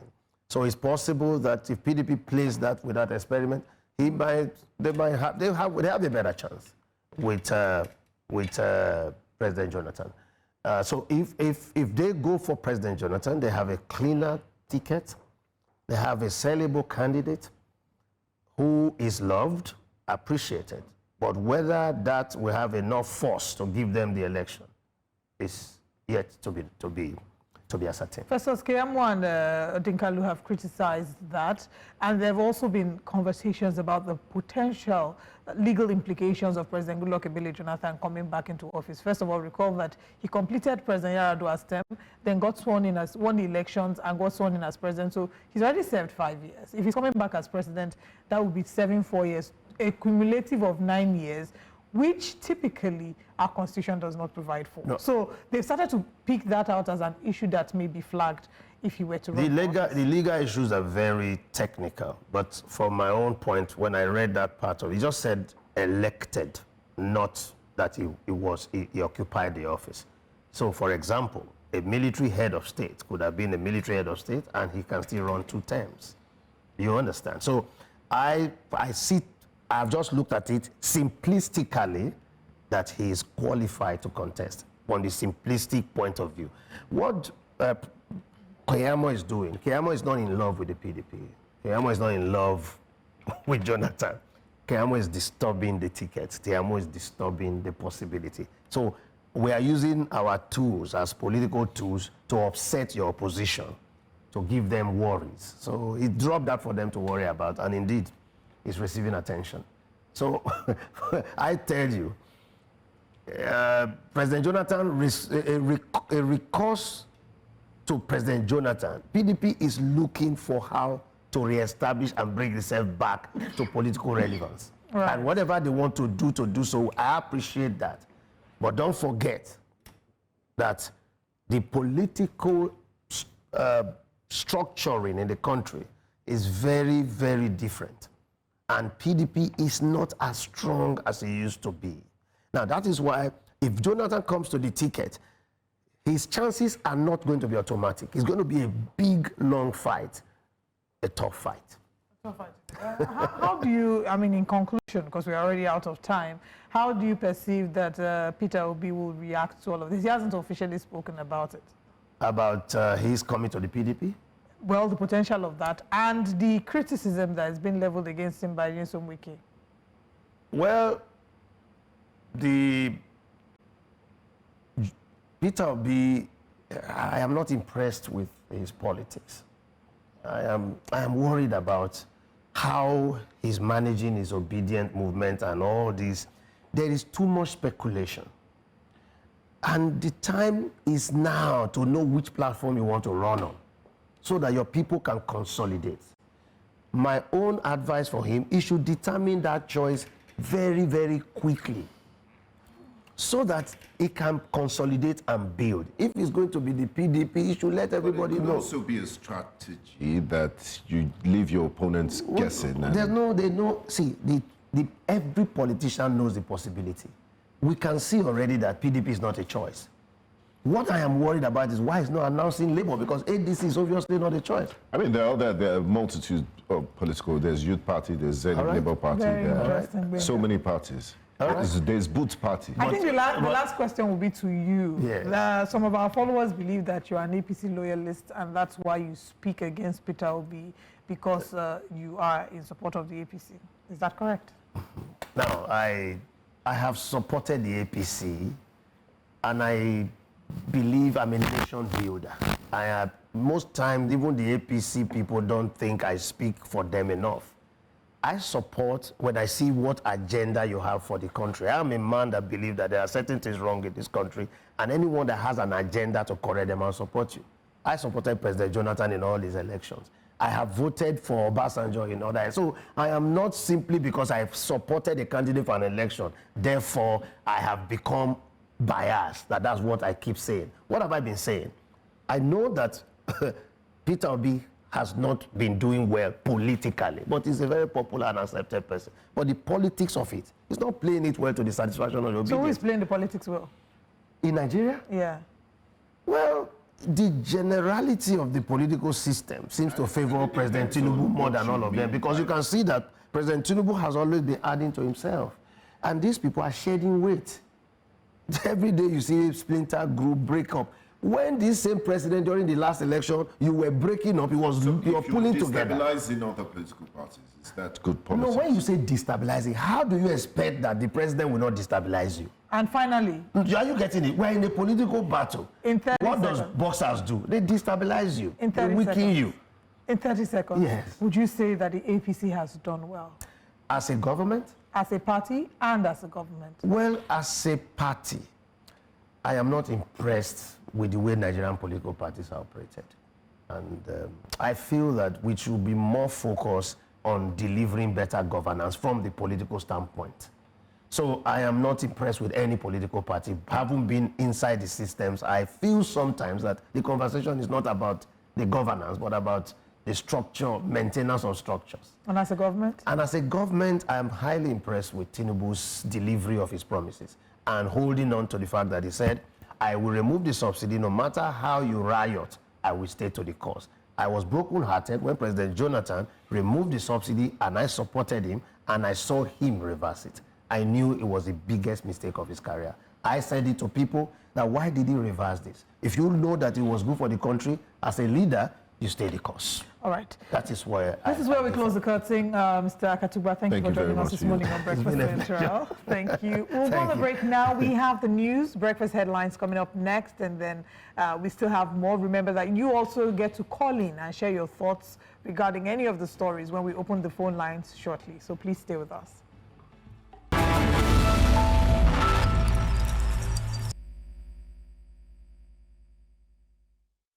We begin breakfast headlines with weather alert, where the Nigeria Hydrological Services Agency has warned of possible flooding in 107 local government areas across 29 states and the FCT between September 1st and 15, 2025. The advisory issued in Abuja is based on the 2025 annual flood outlook and supported by satellite data and river forecasts. Affected areas may experience river overflows, flash floods, and water contamination. NIHSA urged federal and state agencies to activate emergency plans and advise communities to evacuate high-risk zones. Away from that, the Nigerian Association of Resident Doctors, NARD, has given the federal government a 10-day ultimatum to meet its outstanding welfare demands or face a nationwide industrial action. Leaders of the association have said that the decision followed an extraordinary National Executive Council meeting held virtually on Sunday. They criticized the government for failing to honor previous agreements. The association recalled that it had issued a 3-week ultimatum in July, later extended by another 3 weeks to allow further dialogue, all in a bid to maintain industrial peace. However, NARD says no meaningful progress has been made. Among the unresolved issues is the non-payment of the 2024 allowance, accoutrement allowance. And now talking politics, a faction of the People's Democratic Party loyal to the Minister of the Federal Capital Territory, Nyesom Wike, has presented a list of demands to the leadership of the party through the National Working Committee as part of efforts to restore peace to the troubled party. The faction had met in Abuja at the official residence of the FCT minister, calling on the leadership of the party to respect its position and effect its demands ahead of the upcoming national convention coming up in Ibadan, Oyo State. The former governor of Benue State, Samuel Otom, while reading the list of demands, warned that a failure to comply with the requests will render the upcoming national convention of the party invalid. The National Working Committee to urgently conduct fresh, transparent, and inclusive congresses in Ebonyi State and Anambra, in line with the judgments of the courts. 2, that a fresh and legitimate Southeast Zonal Congress should be conducted. 3, that the outcome of the valid and legitimate South-South Congress held in Calabar, Cross River State and recognized by the court be respected. 4, that the Ekiti State Local Government Area Council Congress should be conducted immediately in obedience to the subsisting court judgment. 5, that on zoning of party offices, whereas we agree with the zoning committee's recommendations, which was adopted by NEC, that status quo remains. We further and very strongly hold that there should be no form of micro-zoning for peace and stability within the party. Now to security matters. A Finnish court has sentenced pro-Biafra agitator Simon Ekpa to 6 years in prison for terrorism and aggravated tax fraud. The Pajat District Court found Ekpa guilty of inciting terrorism and supporting a terrorist group through his social media activities between August 2021 and November 2024. Ekpa, a Lati resident and former councillor, was ruled to have used his online influence to encourage violence in Nigeria's southeast and supplied weapons to separatist groups. In addition to the terrorism charges, he was convicted of tax-related crimes. Ekpa denied all the charges, but the 3-judge panel delivered a unanimous verdict. And in Kano State, Police Command says that much success has been achieved in tackling thuggery known as Fada Daba, which has become a menace to residents in the north in the month of August. This is a form of unprovoked civil disturbance caused by thugs, also called Yandaba, by residents in the state. The police also adds that 3 human trafficking syndicates, drug cartels, and other suspected criminals were also arrested within the same period under review.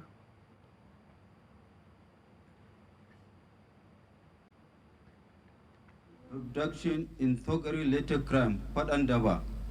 Across the state, the steady decline in these crimes underscores the effectiveness of this strategy and the vital role played by community members in supporting its implementation. Within the month of August 2025, the command achieved notable operational successes, including the arrest of 107 suspects involved in various major crimes such as armed robbery, illicit drug trafficking, motor vehicle and motorcycle thefts, thuggery, and other social vices. A summary of this achievement is as follows: 8 armed robbery suspects, 8 suspected kidnappers, 3 human trafficking suspects, 14 suspected drug dealers, 2 suspected motor vehicle thieves, 6 motorcycle thieves, 5 suspected thieves, 61 suspected thugs, and Daba. The federal government, through the Nigerian Electricity Regulatory Commission, has threatened to disconnect power generating companies from the national grid if they fail to implement the free governor control across their generating units. In power generation, a governor is a control system that regulates the speed or output of a turbine or generator. Its primary function is to maintain a stable speed or frequency. The order signed on August 26, 2025 by the Commission's Vice Chairman, Musliu Oseni, and the Commissioner Legal Licensing and Compliance, Dafi Akpeneye, took effect on the 1st of September yesterday, 2025. Free governor control is a mode of operation in power generation where the governor of a turbine or generator is allowed to freely adjust the output in response to changes in grid frequency.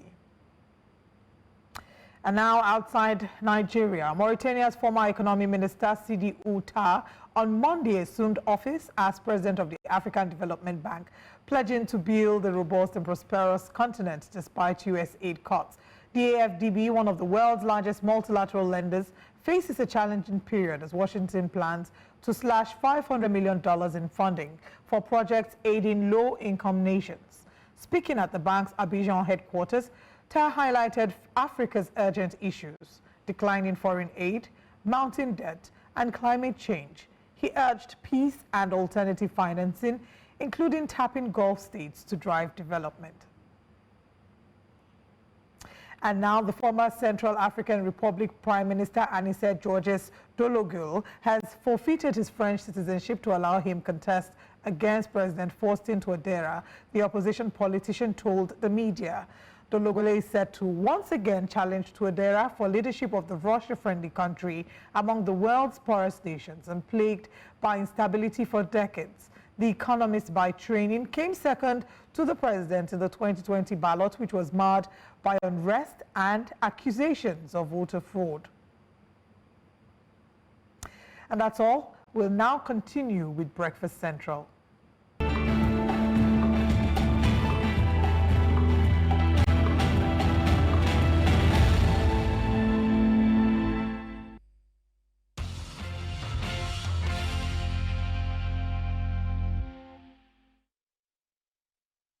Hello, welcome back to Breakfast Central. It's my favorite segment of the show, and don't say it. Is because newspaper analyst for today is Mr. Ikechukwu Amechi, someone I really admire in the profession. Thank you very much, and good morning to you, Mr. Amechi. Thank you, Benga. My pleasure. I'm very proud of you for not telling lies like you like to do during this is segment. A new week. Do you not used to tell lies during the segment? No, let me confess. Report yourself. So this is what I did last week, and I do this because I appreciate this segment, and I appreciate the great work and time you take out to analyze the news for us. You could be doing many other things. So when we have a newspaper analyst, I always tell them that you are the best, or you're my favorite. But I have the agency to change my mind the next day. You might be my favorite today. Doesn't mean I'm telling lies. For today, or this moment, you are my favorite. So let's get on with it. We'll start with the front page of the Punch newspaper. Okay, punch us with a punch. Yeah, the federal government, the Punch newspaper, the screaming headline there is federal government may seek Ekpa's repatriation after Finland 6-year jail term. Back to back. Government will take further action after judgment review, AGF says, and ruling warning to extremists, information minister says. All right, still on the front page. Of the Punch newspaper, we have 600 million naira monthly diaspora remittances, proof of reform, says the federal government.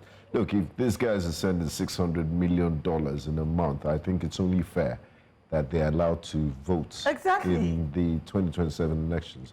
But it's something INEC is looking at, diaspora voting.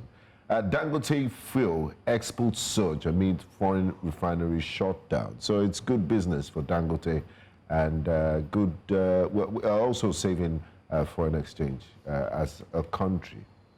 And it's good to see that, you know, refineries can actually work. There's no spiritual thing to it if it's in the right hands. 2027, PDP obedience tackle Wike. PDP and obedience tackle Wike over Jonathan and Obi. I believe it's with regards to what we just concluded. Speculations of former President Jonathan concluding, and also speculations of the PDP welcoming back Mr. Peter Obi to their fold. The FCT minister says it will be political suicide for them as a party. Nigerian embassies hit by unpaid rent and salary arrears. We also haven't appointed ambassadors. This is quite embarrassing, and the president has been the chief diplomat for Nigeria, going on tours worldwide. But people are saying, look, it's about time you fix this. It's not about tour. But let's hear from, strike threat. Resident doctors give federal government 10-day ultimatum. 60-year-old man arrested for raping Lagos lady. Terrible news. I mean, at that age, you should be engaged in more productive things. Oyetola blames wooden boats as accident claims 92 lives. That's and I wonder why that news is just stuck in that corner there, because that's a very terrible one. Oyetola is a minister of the blue economy. So over to you, Mr. Amechi. Let's start with the federal government may seek Ekpa's reparation after Finland's 6-year jail term. Okay, before you speak about the repatriation of Simon Ekpa and his 6-year jail term, just to mention to our audience that we also want to hear from you. We want to hear what your thoughts are regarding any of the stories that we're going to be looking at this morning. So if you'd like to call in to share your thoughts, the numbers to call will be on the TV screen. Please call and let's have a conversation. Over to you, Mr. Amechi. Well, when the news broke yesterday that after 10 months of trial, the self-proclaimed Prime Minister of Biafra, Simon Ekpa, had been... Biafra government in exile. Biafra government in exile had been convicted and jailed for 6 years by a Finnish court. That was yesterday. Of course, if you remember, the guy was arrested, I think, November 2024, and just within a space of 10 months, the legal process had been completed, and he has been served his deserved comeuppance, as it were. I don't know what the government is jumping up and down talking about repatriation. It is too early in the day to talk about repatriation. There's a possibility that Simon will appeal. If that happens, nobody knows how long the appeal process will take and whether it will get to the ultimate court in Finland. I think there's also, I don't know whether the federal government also has a repatriation treaty with Finland. That I have not to find out. Again, Simon Ekpa is also a Finnish citizen. It remains to be seen whether when federal government applies for his repatriation, whether that application will be honored. But that's beside the point. Look, Simon Ekpa's conviction yesterday gladdened a lot of hearts in Nigeria. And why is that so? This is a guy whose incendiary social media outings helped to fuel the killings and the violence in the Southeast. You can't be in Finland, far away from Nigeria, far away from Southeast, and you are inciting violence. You're telling people not to go to work. You're telling people to go and kill. In the name of what? What are you fighting for? Even if you want a secession of the Southeast, there are ways of doing it without bringing to harm the same people you say you are liberating. Now, if you kill all the people, who are you going to rule or govern if and when you get your envisaged republic? It doesn't make sense. And it is also not a surprise. And that will tell you the extent that Simon Ekpa went, that the mainstream IPOB denied him. Nnamdi Kanu disassociated himself. That is, denied him completely and said he was not even their member, and they did not approve of his antics and all that. So it is good he has been convicted. I hope and pray that that brings a level of sanity in the Southeast. But that said, it also tells you when countries are serious about fighting terrorism, 10 months, they have a convention. In Nigeria, we are rather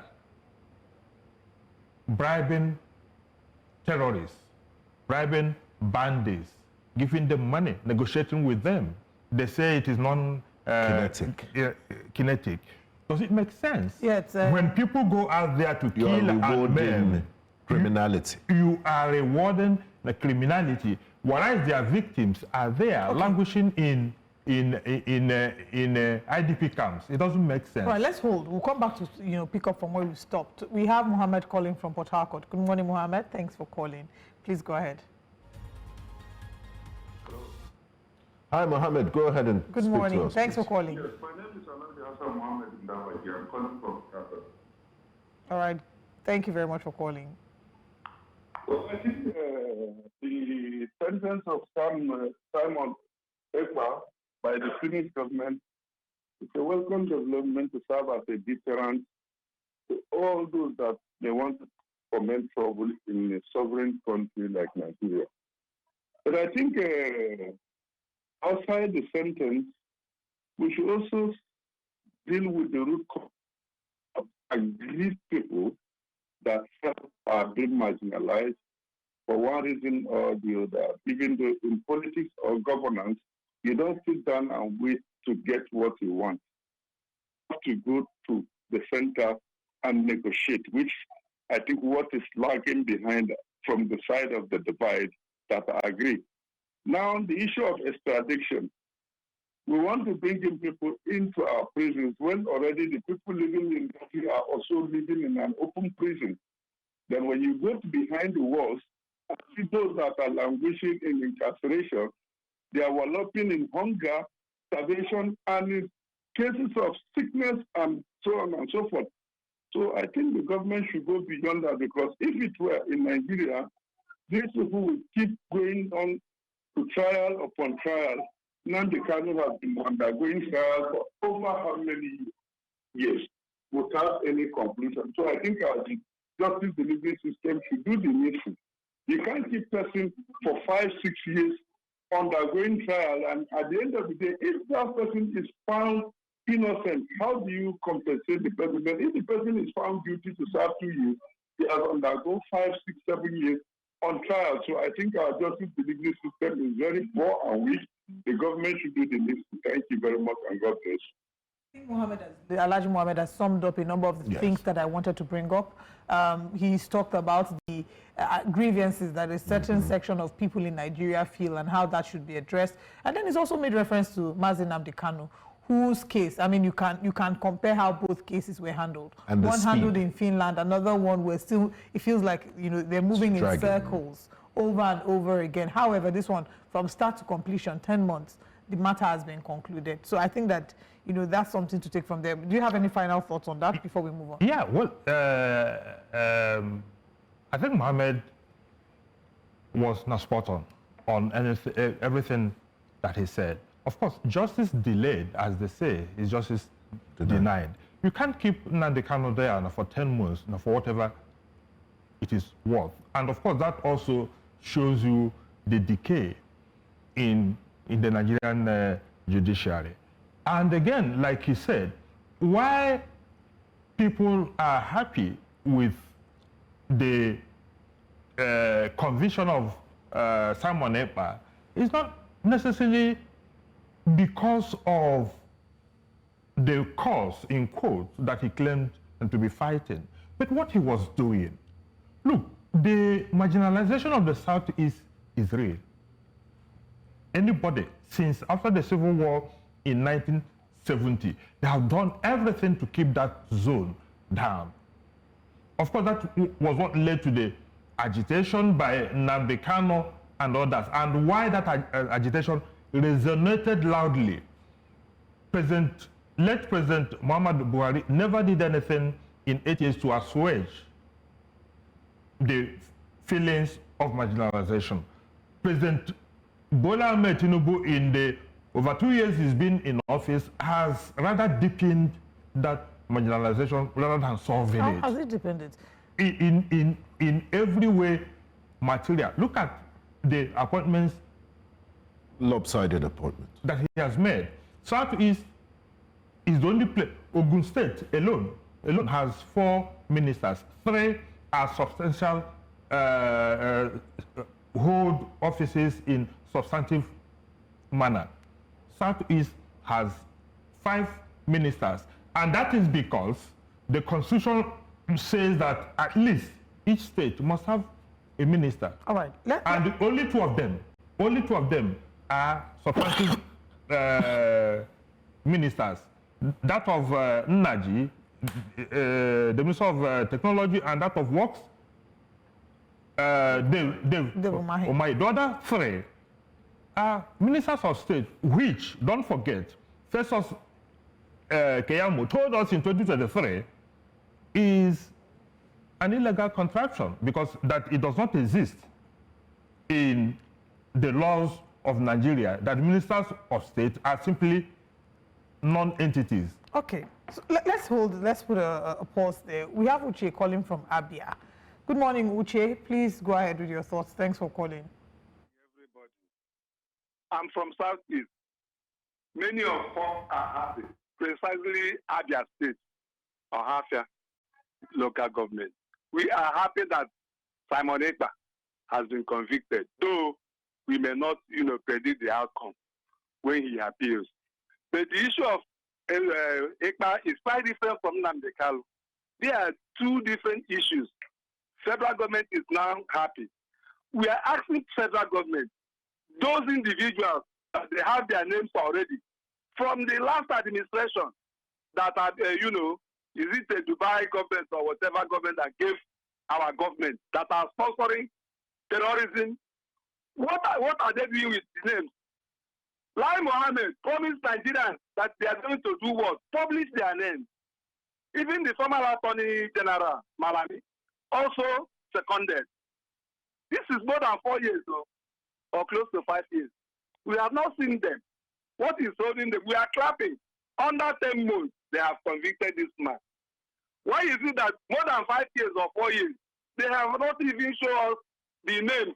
Is those people their relations? That is the question will be asked. Whether they are relation of the federal government or APC government, let me just use that word. We want to know them. We want to see them in court. Terrorism, Nigerians have been suffering and we've been wasting funds on insecurity. Let us see them. Let us know them. If there are these enterprises we are hearing, oh, this and that, they have money, they are doing that, may we know them so that we will put them to shame. And also justice will do what? Follow them. God bless you people. Thank you. God bless you too. Again, I said that earlier. Look, we can't be rejoicing over the fate that has befallen Simon Ekpa in Finland when here we are paying criminals. We are negotiating with them. Those in Kaduna say they are negotiating with them. Those in Katsina are negotiating with bandits. You reward criminality in Nigeria when you are celebrating the conviction of Simon Ekpa in Finland. It is hypocrisy. And that is why Nigeria is where it is. There must be a law that governs everybody. But here there are always 2 laws. One for those that have contacts, whether in government, whether in the ruling party, or whether you come from the right ethnic group, and there are laws for people who don't belong to these categories. No country, I repeat, no country makes progress when the law is a respecter of whims and caprices of those in authority. It doesn't all go well. I also want to mention something he highlighted, very important point. In the last administration, the government of the United Arab Emirates did give the federal government names of terrorism financiers. And like he said, the then Attorney General and the Minister of Information, Attorney General Abubakar Malami and Alhaji Lai Mohammed, promised to make it public. I mean, we're talking of matters of national security here. Why do you think the federal government hasn't published those names? And does the current APC government have a responsibility to at least tell us what's going on with those known sponsors of terrorism? The double standards we've been talking about. The political will to do what is right is lacking. Absolutely lacking. And it will continue. Look, you're talking about the names that were sent to us from United Arab Emirates. I think it was here some time ago that I said, the people that were killed in Yelwata, who is standing trial for killing them? Or were they killed by spirits? The people that were killed in a Plateau State for more than 1 year ago, who is standing trial? How many terrorists are standing trial and have been convicted?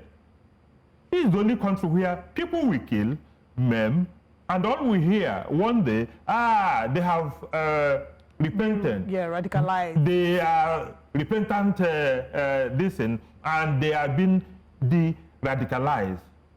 You push them back to the society, and the violence is not... The cycle continues. ...stopping. It is instead growing in leaps and bounds. And look, Olive, we have so much to fix in this country. My worry is that everything has been reduced to politics. Of course, you saw what El-Rufai said on Sunday. He pointedly accused this government of bribing terrorists.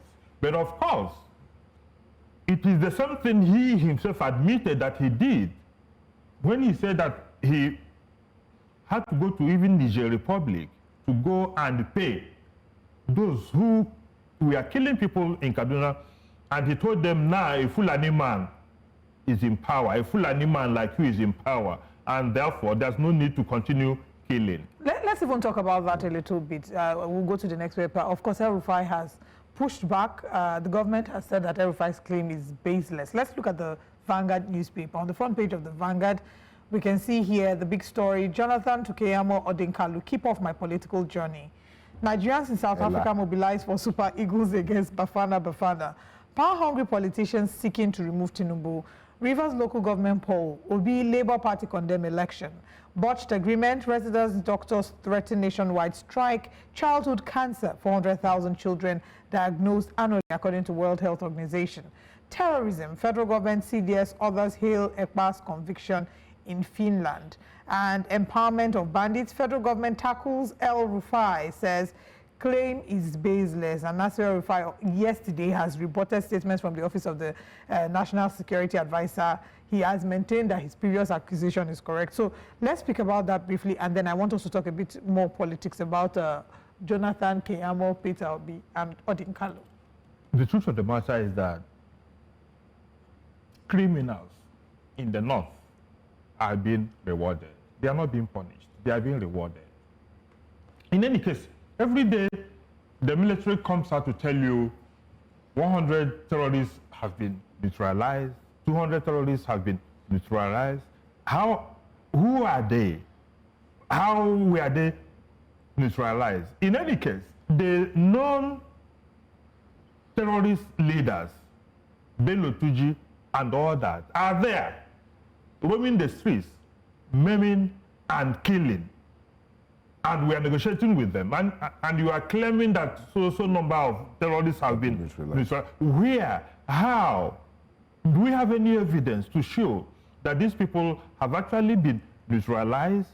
I mean, in fairness to the Nigerian army, on their various social media pages, they do blur the pictures because of social media rules. Sometimes they post pictures of terrorists that have been neutralized, their motorbikes. Don't these terrorists have names? It would be better, rather than showing us, teach us that you've blurred so that it will not violate media rules. Why don't you tell us the names of these people? Maybe they don't know. Are they not Nigerians? Why don't you tell us? And why is it impossible to get the Bello Tujis of this world? In any case, look, what El-Rufai is saying, we've seen it several times. The government officials going to negotiate with known terrorist leaders.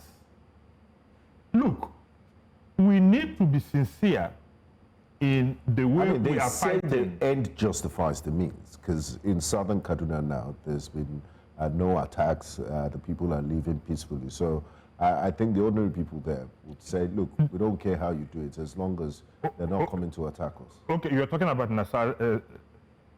southern Kaduna. Okay, we may say that the attacks in southern Kaduna have reduced. But what about Nigeria?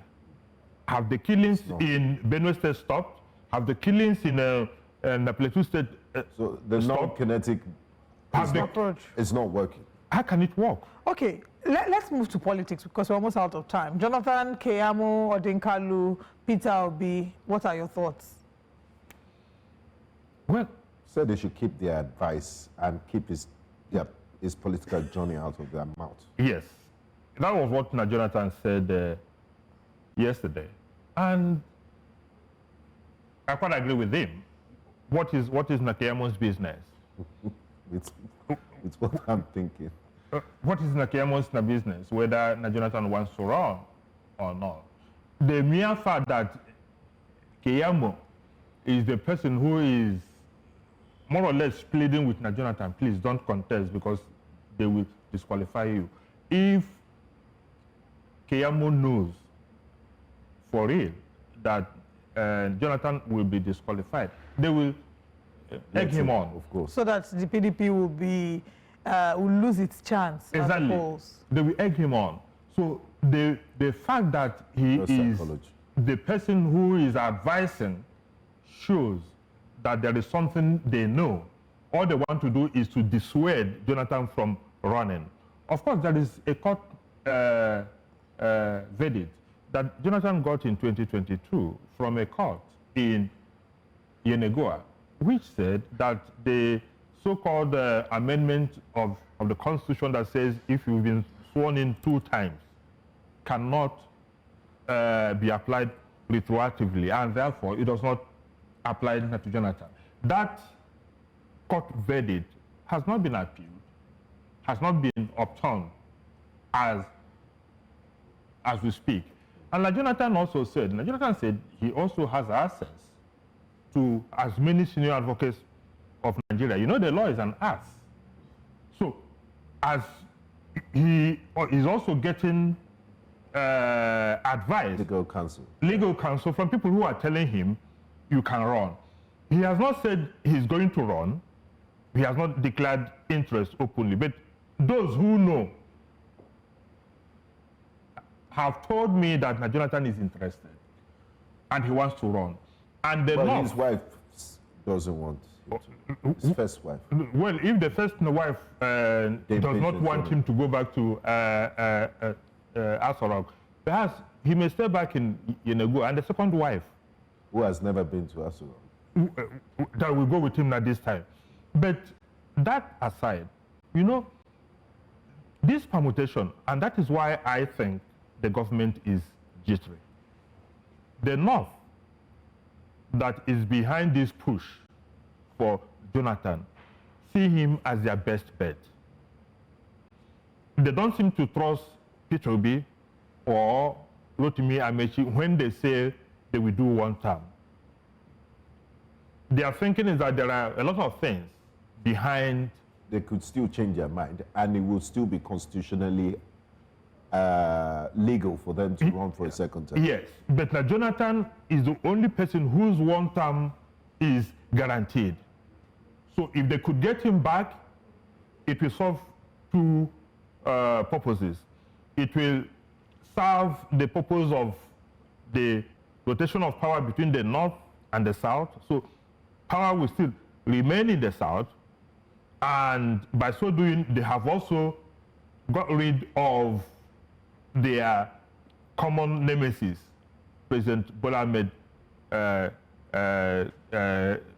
Tinubu, and then they will have somebody whose one term will not be subject to any. But how do you deal with the Atiku conundrum? Because, I mean, he's a northern political juggernaut, and he would also be contesting the election. So how do you expect him to win northern votes from him? Again, Atiku has not told anybody, just like Jonathan, that he's going to run for 2023. All these things are in the realm of I think Alhaji Atiku Abubakar has come out expressly to say he's interested in seeking the highest office under the ADC. I've not heard him say that.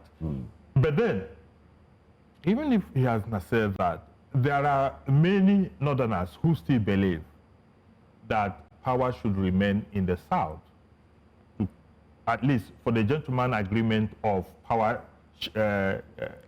shift every 8 years. If Atiku insists that he's going to run,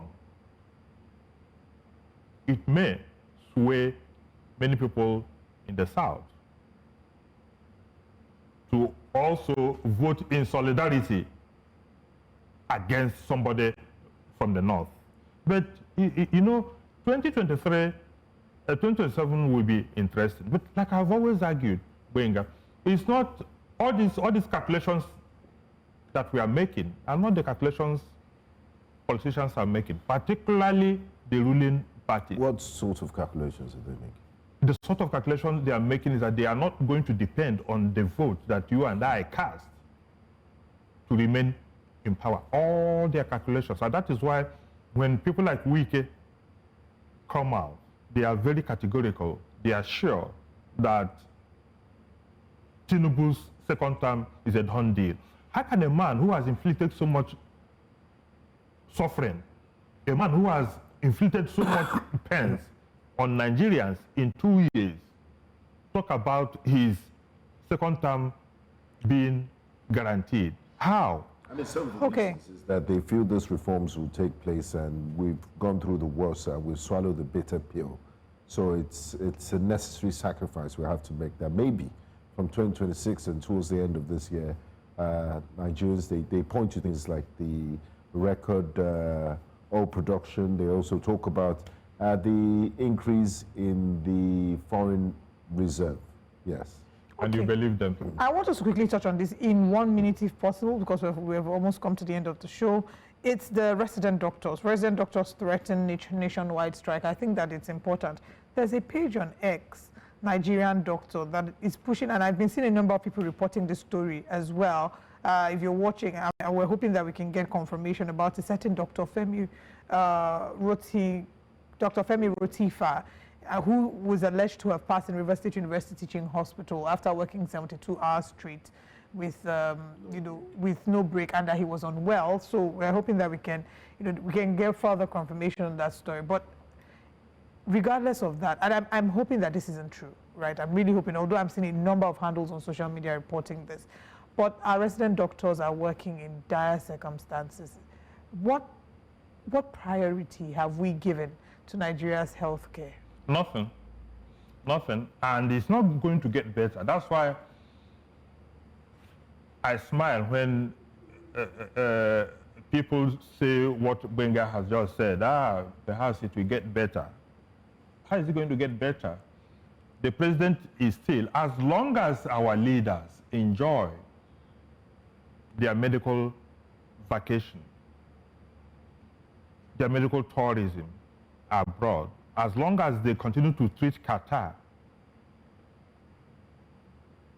abroad, they can't fix the health sector here. There's a disconnect. There is a fundamental disconnect. Look, if you want to fix the health sector, you will lead by example. Nelson Mandela was treated in South Africa. He died in South Africa. The health of a president is a national security issue. You can't entrust the health. The British were the people who knew what was wrong with Buhari until he died. Nigerians, they didn't know. The French people now are the people who know what the issues are with President Bola Ahmed Tinubu. Nigerians don't know. So it's a matter of sovereignty. So where lies your sovereignty? How can you entrust the health of your president in the hands of foreigners who, if they decide to, can play funny? Can you ever think of a President Donald Trump going outside the U.S. to Mexico or Canada for treatment, or Emmanuel Macron of France? Right. So the health issue is not being tackled. No attention is being paid there, and of course the doctors continue to leave. And I think that this is a conversation we probably should expand further tomorrow on the show and get the doctors to actually join us. Mr. Ekpa, thank you very much for joining us. It's a sad way to end, but we will see you again tomorrow. Thank you for joining us. Bye-bye. And when the doctors come, they should check on Joe. Johansson. You were going to say that.